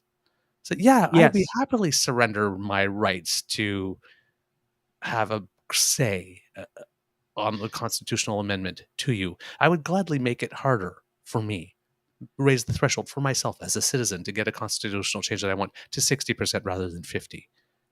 For any constitutional change whatsoever, any and all things. And it seems that now that they failed, they're basically going to come back and they're going to try it again because apparently the voter just wasn't intelligent enough to understand apparently what it is that they forgot to vote for this time around. $26 million was spent on ads, $15.9 million by Democrats, $10.7 for Republicans. Most of the money came from out of state. But it seems that they did vote no to that, so it's still 50%, and that vote will be coming in November on abortion. But Ohio just turned it around, and now we have a situation that in every one of the 6 states in the United States where there's been a statewide vote on abortion since the Supreme Court of the United States overturned Roe versus Wade, whether that be in Michigan, Montana, Kansas, Kentucky, California, or Vermont, people have voted in favor of choice. Yeah, they like freedom. Imagine that.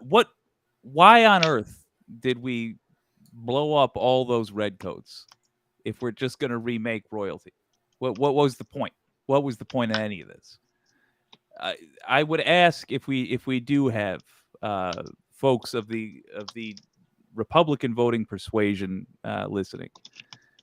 Why is it, do you reckon, that they wanted to give less power to the people? Why do you think that might be? Just ask yourself that. I think it might be related to the same reason they feel comfortable lying to you. And I would argue, if you keep supporting a party that regularly lies to you and regularly tries to make you structurally within our government less powerful, stop. Mm. And it was really underhanded. Apparently, there's this thing in Ohio where we don't have special ballot measures in August because it's super low voter turnout time. And there As hasn't of been this one year. in 100 years. Yeah. But this year, they decided to not only sneak one in before, but let's put it in August, where we're expecting the lowest voter turnout possible to increase our chances of winning. After Republicans specifically recommended getting rid of such an election. Yes. They said, oh, but before we go, let's close the door behind us and get one last opportunity to people over. Pretty much. On the election spending, there's an interesting story there, to a little hint of the future. Notice that Democrats outspent Republicans. Yes. So that's actually a pretty rare thing. Normally, Yes. Democrats are always trying to hold a dollar, and Republicans are just, they can flood the airwaves. Here's the thing: what small dollar donors the GOP had are being drained by Trump for his legal defense, and the big dollar donors don't really know what to do, and they don't care about this kind of thing.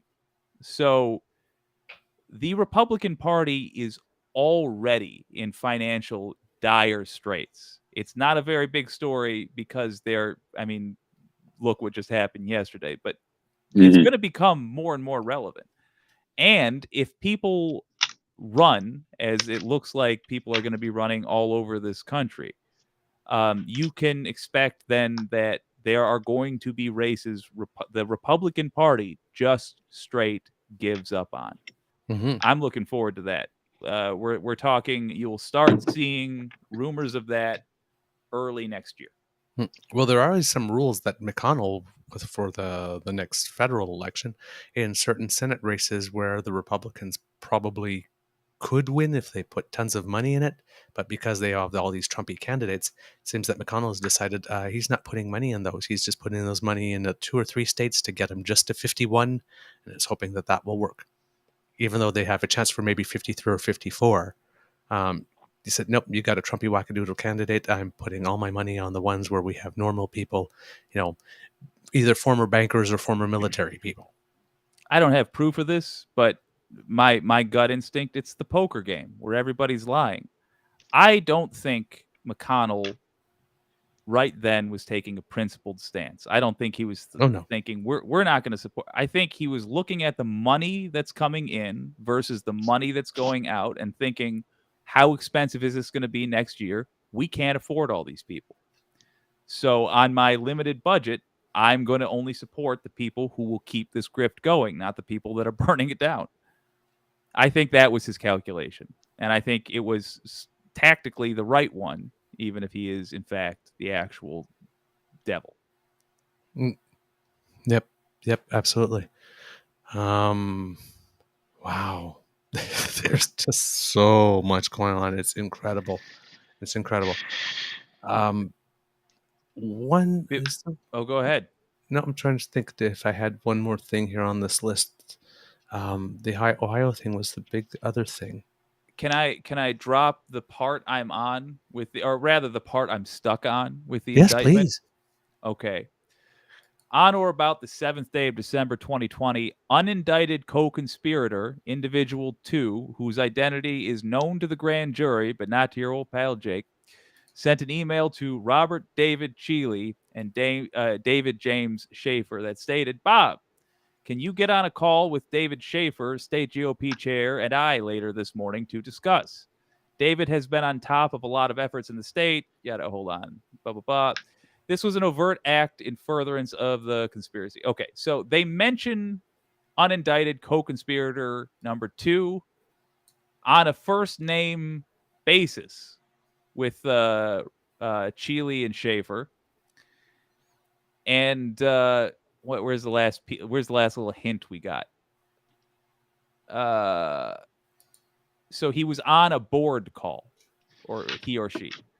The thing that is so interesting to me about that is that you can probably figure out who unindicted co-conspirator individual 2 is there, just through those context clues. I'm not smart enough. I can't hold all the information in my head at once. I haven't been able to figure out in the last couple of hours. But any answer you can give to that is going to be fucking bad. I did successfully edit that, but it was close. I'm not going to play with it anymore. Is going to be fascinating. Whoever that is going to be just fascinating because they're incredibly powerful. They were involved in the conspiracy, and why aren't they indicted? That is the question. So that's a relatively, it's a mundane chunk of it, but So I could it have be a feeling. one of those 30 Yes. unindicted? I think Yes. you might be. It is. Hold on, let me think about it. Hold on. I think. Oh darn! There's a lawyer. I thought his name was Bob, but maybe not. Woodward. Blah, blah, blah. I read his law blog. I'm a big fan. Blah blah law blog. Oh yeah, law blog. Law blog. Heck. There's oh no, Bob Woodward is the journalist. I can't think of. That's why. No. Yeah, that. Woodward. Yeah. No, so it's not Woodward. Then there's a guy named Woodward who also represented the same situation as that lawyer in Georgia who was representing Walt Nada and people who were Yes, no, and it's incredibly confusing. Yusel Taveras and people who are going to testify against Yusel Taveras or whatnot, but he was representing everyone, and then Yusel Taveras decided, like Cassidy Hutchinson, to get his own lawyer, and all of a sudden it's like, well, you can't represent him anymore or ask him questions because you're representing people who have a direct conflict. First of all, yes, and second of all, the use of the name Woodward in one such scandal is both hilarious and infuriating. Finally, Saucy Sea Witch is thinking along the lines that I am regarding individual 2, and I realize it's a small thing. But she says, dollars to donuts, some will be people high up in religious coalitions. Like, that's the kind. It's not necessarily all that relevant because, like, to whatever. But it's fascinating to see who knew what was going on and has said nothing. Not a thing. The person I'm thinking about's name is Stan Woodward. Yes. Stan Woodward. Not Bob Woodward. Big difference. Yeah, big difference. Now, here's another thing. In the documents case, Jack Smith has requested a January 2nd, 2024 election interference trial date, which sent Trump absolutely insane. Apparently, his main complaint is that it's the day after New Year's. I guess his normal complaint should have been, well, I'll still be hungover, but he claims he doesn't drink, so... Day after New Year's. So why is January 2nd? Oh, and it's a couple of days before the Iowa caucus. But again, Judge don't care. Yeah, judges, the proper response is, so you're saying it's not on a federal holiday. Good. Okay. Yeah. Court's open. I'll see you there. Yeah. Now, Jack Smith is making the case that it is in the there's a right to a speedy trial, and everybody assumes that the right to a speedy trial is for the defendant, but it is the United States versus Donald Trump. So the right to a speedy trial is also for the defendants, and he is trying to make the case because, unlike Georgia, where all court cases happen with a camera and are televised, federally that is not necessarily the case. You have to make a special application for this. And because there's the charge C-241, U.S. Title 18 C-241, which is interference with rights, the right to cast a vote and have it counted.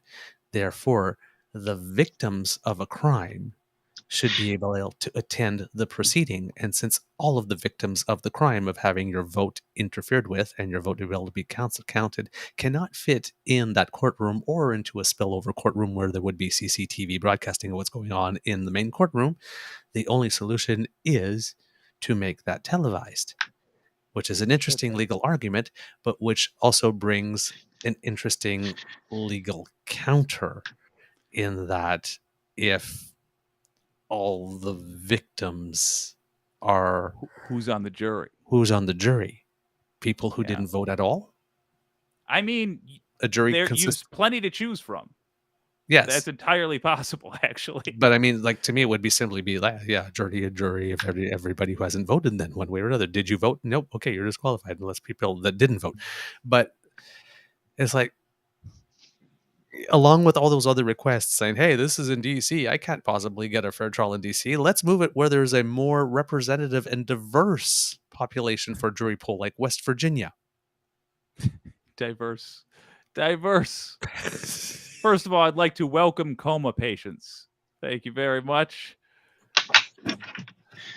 And it's like, there hasn't been one case in all of DC, and one January case, any judges, Trump appointed, Obama appointed, Bush appointed, anybody appointed, that's moved the case out of DC.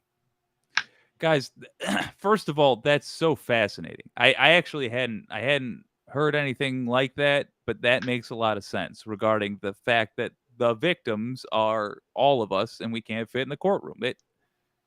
Well put. And I agree with that reasoning.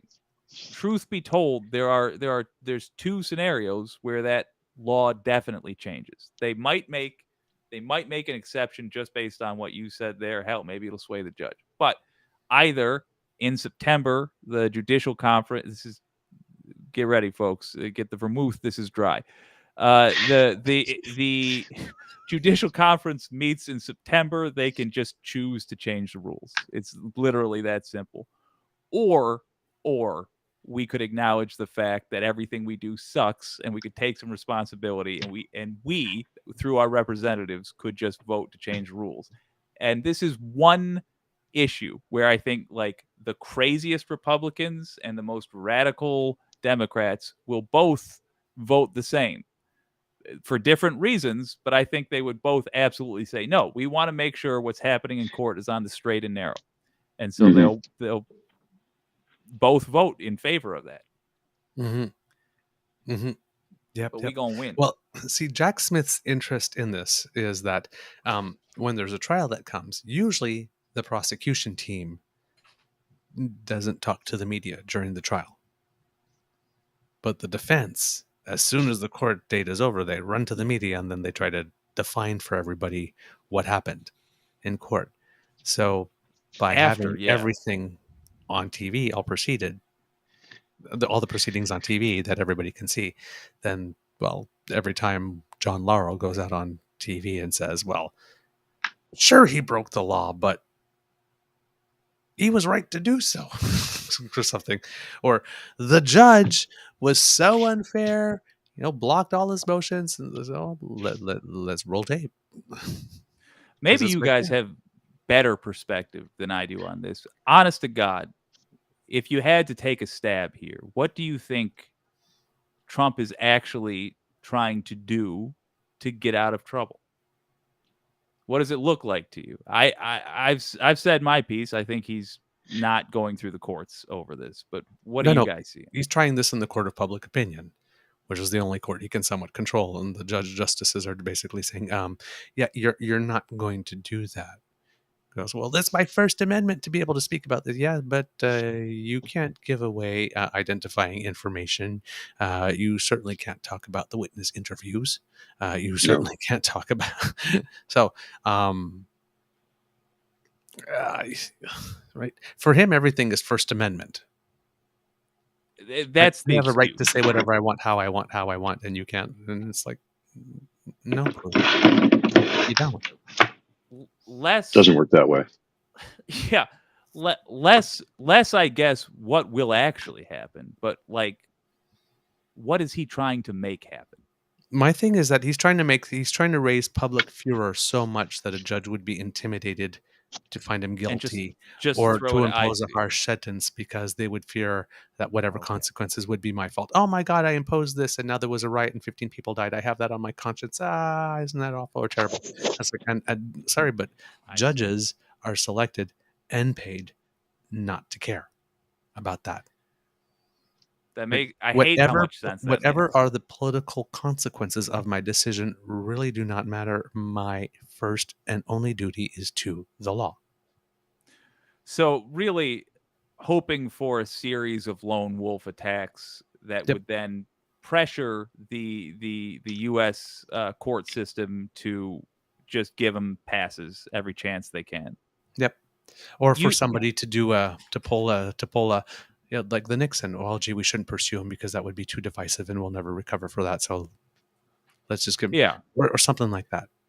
Another way to put it might be the threat Symbolic of sentence. physical force to affect a political goal or to affect the workings of government. Terrorism. Yep. Terrorism. Or It's if what it he's looks like. found guilty, to be giving a lighter sentence, or and some of these charges do come with a sentence where you're forbidden from running for office again. Not all of them, but some of them. So, don't find me guilty on that one, so I can run again. Or something. But there's something. I think Clearly, he wants to squeeze from. That's the only power he has left, because he doesn't control anything else. I mean, just being called Mr. Trump in the courtroom rather than the former president is enough to make him turn red. I really think that is the only thing he has left to negotiate with. Like if I'm sitting down and I'm Trump and therefore I don't have whatever lobe of the brain is responsible for morality, and I'm just looking at personal gain, I don't think he doesn't have money to negotiate with, not really, because all of his wealth is in fact tied up in real estate and yada yada yada. He can't. And he's the world's most infamous panhandler, really. Yes. He does not have a legal case at this point. We've gone over it. He doesn't have a legal case.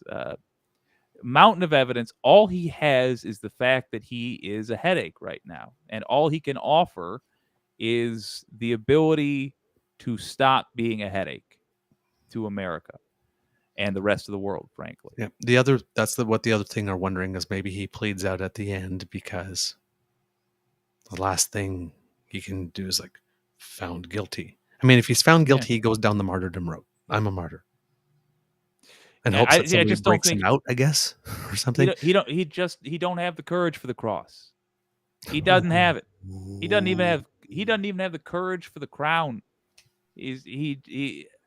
I think the way this ends, and your old pal Jake's going to make a prediction here on the True North Eager Beaver podcast, the finest podcast on the internet. When I'm sleeping. There you go. Bold. It was too bold. I didn't feel it, and I think you could tell. It's if you got to pick, hell, I'll be watching True North. But the point is, trash talk in all in good fun, my friend.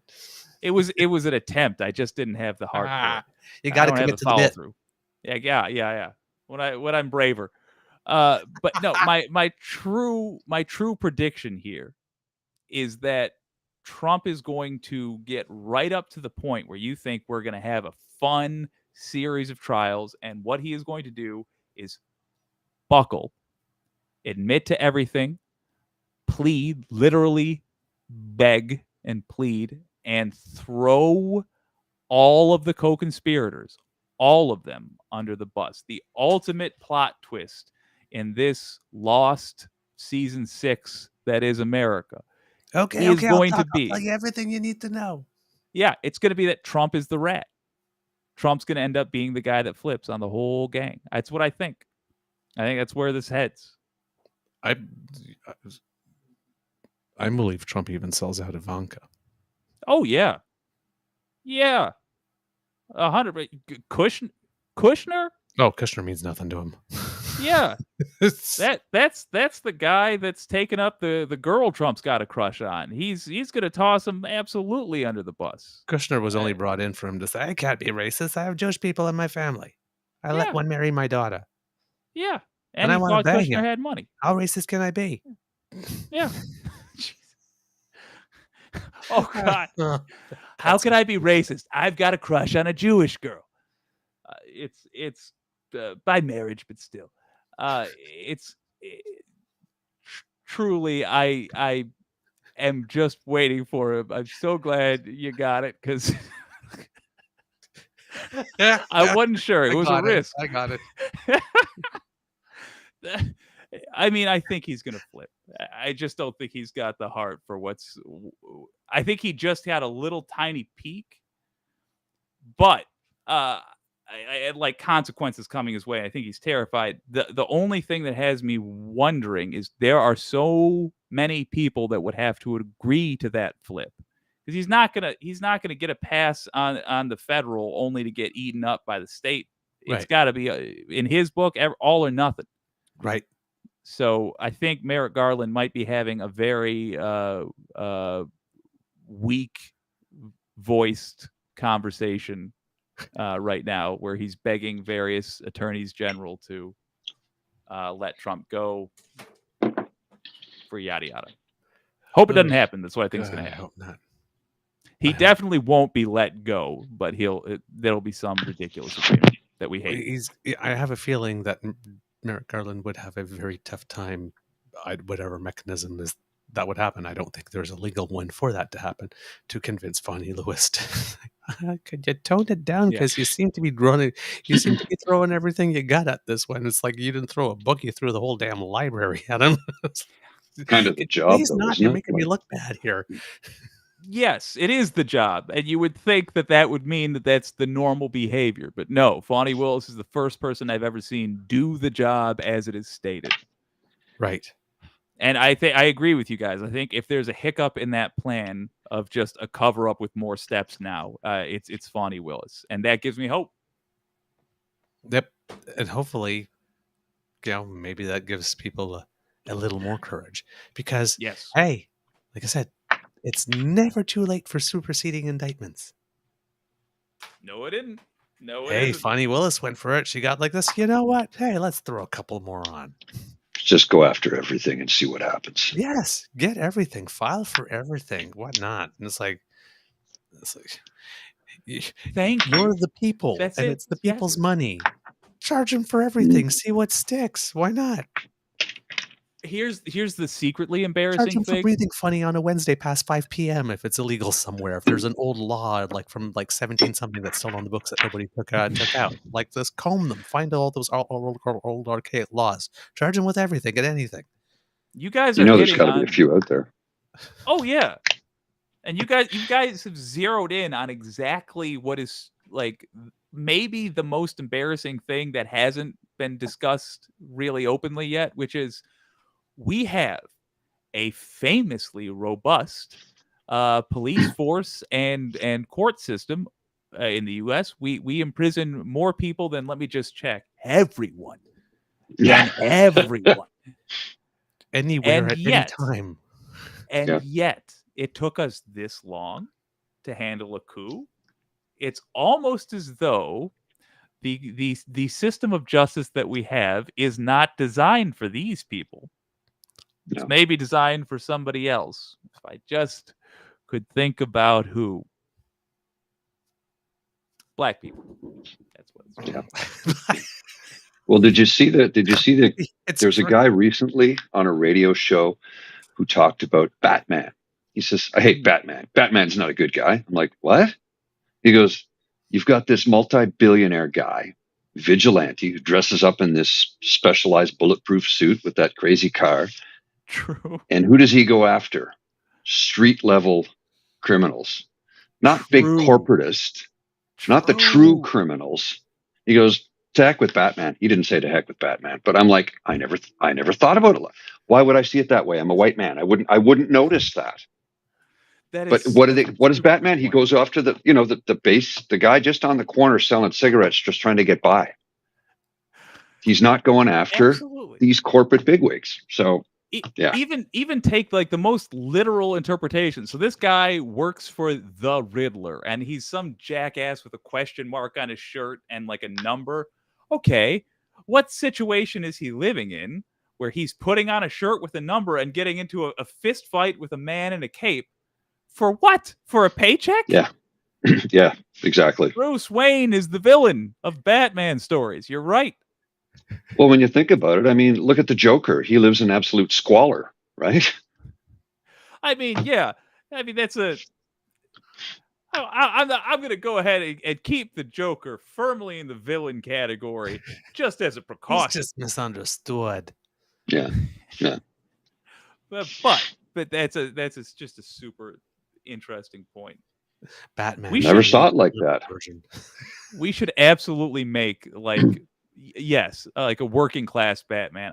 That is something I would 100% be checking out.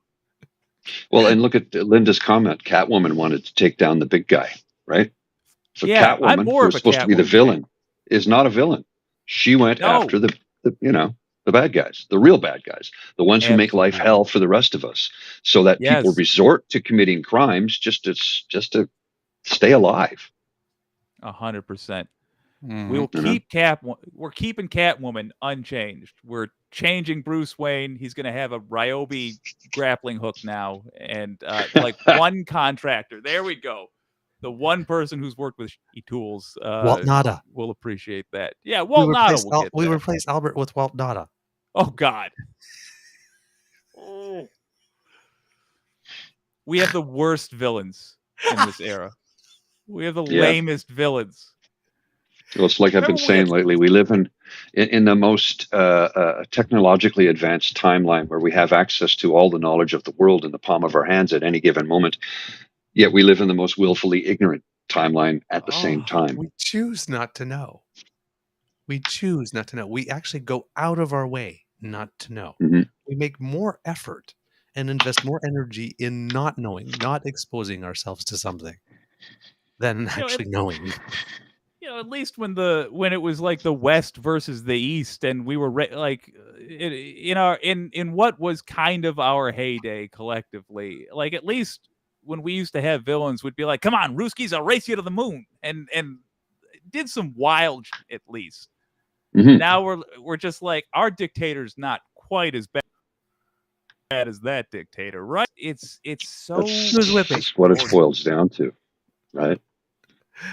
In Canada, we have wannabe dictators, but look how friendly we can make them look. Oh yeah. Oh, he's kind of fit from this angle, so that's Right. a personality. He kind of sort of can shake hands like a normal human being. He That was Andrew has Shearer. oh god. Oh my god. He once served in the military. Aaron Yeah. O'Toole.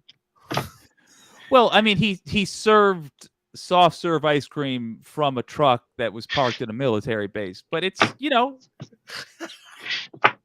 Wasn't he in the lived a life of ROTC? I think.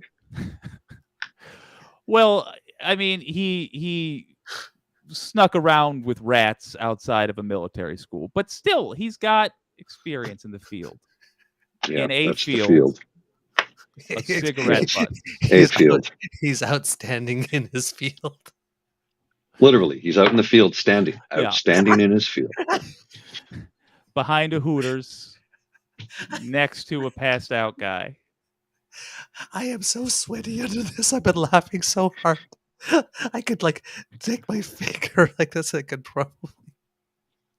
Oh, Oh God. man. Oh crap. Oh, Gents, man. I gotta jump for the day. I got a Yep. bunch of meetings I gotta attend to. So I hate to cut this short, although we've been No. on for over It's- 2 hours. So it's over 2 hours. This is not cutting Oh. it short. And this is a 2 for Tuesday. I have 2 Yeah. streams to do tonight. Ooh, I gotta go might as well, join you. brother. I might pop on. Hell This yeah. seems like the day to pop on. Oh, for sure. I think it would be. For sure. Yeah, I think Okay. it would be. So what time do you start? The proper stream starts at 9 Eastern. The other stream starts at a point where I'm prepared. Whenever Okay. that happens. All right. All right, sir. I'll bounce, y'all. See ya. See ya. Thanks for coming by, brother. Thank you so much. Oh, Come my over. pleasure. Anytime. Always love having you. Oh man, we might have enjoyed that a little too much. It's all good. All good in the hood. The kids seem to have loved it anyway, that's for sure. Petty is such a beautiful color on you, dear queen. Ah, yeah, yeah. All right, kids. That's the end of this episode of the Daily Beaver podcast. We hope that you love listening to us because we loved making this for you. Remember that sharing is caring and word of mouth is priceless. Let your peeps and poops know about us because democracy is something that you do. Um, Celebrate. Enjoy this if you have a little bit of champagne lying around the house that was waiting for a special occasion. You know, this is a moment when schadenfreude is perfectly acceptable. Yeah. Perfectly acceptable in every stretch of the word, because these are terrible people who have done things to harm democracy at the most basic level, and they're finally finding out. Yep. Yeah. So if you got yourself a little butter poached lobster, tonight might be a good day for it. Just saying, and meanwhile, also take some time with your day to write a letter and, tell our MPs, MPPs, and senators and whatnot that you want to get that fucker Doug Ford. Pardon my language. He's next. No, he's next. He's next. If you really like this podcast, you can find us on the Crier Media Network, as well as all Beaver Grizzly friendly platforms. And if your platform ain't Beaver Grizzly and Jake friendly, then why the hell are you on it? Stars and reviews are appreciated, so please be generous. We love to hear from you. We really do. So please reach us on our Facebook at True North Eager Beaver, our Twitter feed at True Eager, or by email at truenortheagerbeaver@gmail.com. And you can subscribe to us, thanks to Ray Girl, at our Podpage site. That's podpage.com/the True North Eager Beaver, lowercase letters, all in one, not all in one word, sorry, with a hyphen between each one of those words. And there you go. Oh, we have Jake going. I'm so pumped for the Doug Ford stream. I'll be lurking. We have two already, one called Green Belted and one called Premier Porky Pig. So check those ones out. Yeah, you'll probably. There's more to come. More to come. So much more to come. Why not also subscribe to our True North Eager Beaver Media Incorporated YouTube channel? That helps us up big time. And wow, the numbers are surely going up. I think that button right there. Yeah. I think it was 2 weeks ago that I was asking you to help us get us over 300, and we're at 325. So whatever it is that you're doing. 327. 327. There you go. So there you go. Thank you so much. More people are joining faster. So 328. 320. There you. Whoever did it just right now, thank you. Thank you. There you go. Hey, live and in real time. We can't do this without your kind and generous support. Oh, sorry. So make like Elaine and smash those buttons. The like and the subscribe. Do like 300 and the share. Yeah, share. 3 buttons. Like, share, subscribe. Yeah. Do like 328 people I've already done. Be part of the cool kid. We can't do this without your kind and generous. Yeah, us cool kids. Sorry, that was funny. We can't do this without your kind and generous support. So if you feel well, maybe you're a cool kid. I never was. So if you feel we've done a particularly good show, if you're watching, you can scan the QR code on the top left to find our coffee/hot chocolate/Guinness/Caesar/champagne from the actual region today. Yeah, not that sparkling white crap. Actual champagne. Okay, the code is not appearing, but that's fine. Oh, I hang on. Let's see that's here. fine. It doesn't matter. But if you are listening, and if you're watching, we hope that you're listening as well. You can use your voice command or your digits to go to ko-fi.com/eagerbeaver, all in one word, lowercase letters. And that's where you can make your donation to our emergency hydration fund. And that little squiggly that's under Mr. Grizzly's chin today, it will bring you to our pot page so that you can subscribe. And that way, when we have something fresh off the bandwidth, we'll come straight to you immediately. From the Beaver Lodge, this is your eager beaver saying, I'm dreaming of a white Trumpmas. Very, very, very, very white Trumpmas. Ooh. Until next time, dear kids, it could be a tough world out there, so please be kind to and gentle with yourself. And, before we go, may I ask you for your words of wisdom? Yesterday, was it yesterday or 2 days ago? We went to A&W just to grab a burger. Oh, it was, right. And you got recognized. Yeah, no. That wasn't A&W. I had a Beyond Meat burger for the first time. It's quite good, eh? It was actually ridiculously good. I love A&W. I wouldn't have it often, but it is quite tasty. I'm not It going is to lie. I quite did tasty, like yeah. it. Yeah, and I had A&W lettuce wraps the burger, so I can eat a burger like a normal person with my hands, right? Mhm. Because I can't have the bun. While we were eating, out of the blue, I kid you not, Silver Bells. It was playing some EDM, and then all of a sudden it just switched to Silver Bells. We were in Christmas songs in August while we were eating. Can we at least have, Labor Day and Thanksgiving first? Like, God. I think somebody Remembrance Day? Like, I think somebody might have leaned on the button incorrectly there, but nobody noticed. Just like having a beat, and it's like I hear the first 3 bars going, Silver Bells? No, that must be wrong. City Street. Really? Mr. Grizzly, words of wisdom. yeah, don't think you don't have the power. Don't think that justice will go unserved. Sometimes you have to be patient because the justice, as it say, the slow wheels of justice, they are. We're going to keep hammering the hell out of Doug Ford about his corrupt level of government. That's basically, I don't know if you caught the episode on Dean's show yesterday with our friend David Wallace, That's but what I'm going to listen to right next. Yeah, David he's dropping the dime and lowering the boom, as the saying goes. We need to see that this corrupt politician, this bag man, gets what's coming to him. I mean, this cannot go unpunished. It cannot go unpunished. They broke every rule, admitted to it, but they're not going to do anything about it. So yeah, we gotta see that he's punished. Yep.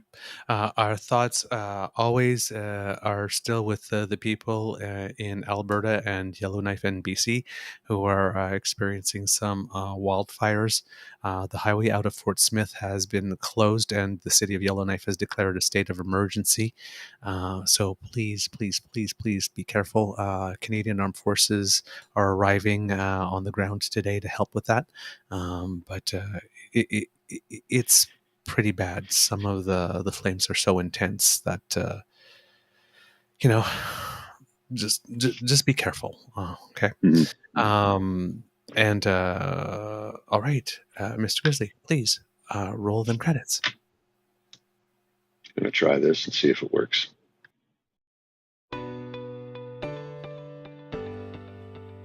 You are listening to a True North Eager Beaver Media Podcast.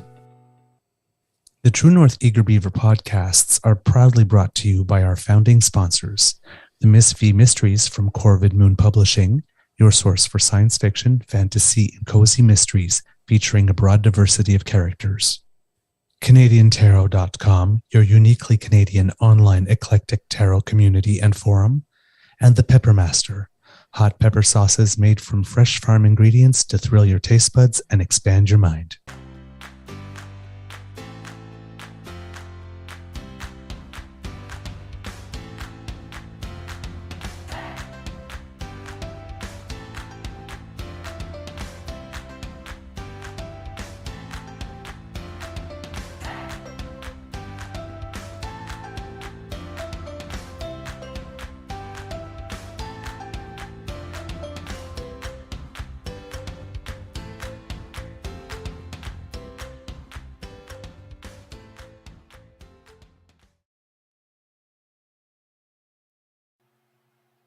And of course, a big thank you to all the kits and cubs who joined us today, and a big thank you to all the wonderful kits from the Wicked Network and the Wicked Podcast who have joined us on the chat here, like Wireless Mike 73. Always lovely to see you, and I believe Pinkerbell might also be one, because that's a new name for us here. So thank you for having joined us this morning. Before we leave, because we talked all about US, the consumer price index numbers for Canada will be out today. Economists from our BMO and CIBC said that they predict that inflation, the number will actually go up from 2.8 to about 3.1, mostly on the basis of rising fuel costs. And you're going to hear PP and all of them say, oh, it's the gas and it's Trudeau's policies and whatnot. But no, it was the fact that on July 3rd, Russia decided that it and Saudi Arabia decided that collectively they were removing 1.5 million barrels per day of production out for all of August to try and boost the price of oil between $70 and $80. That's what the increase is. Nothing Trudeau did. So just so you know, before you get the 2 scoops of BS The today. gaslight. Yeah. All right. Well, have a good day. See ya.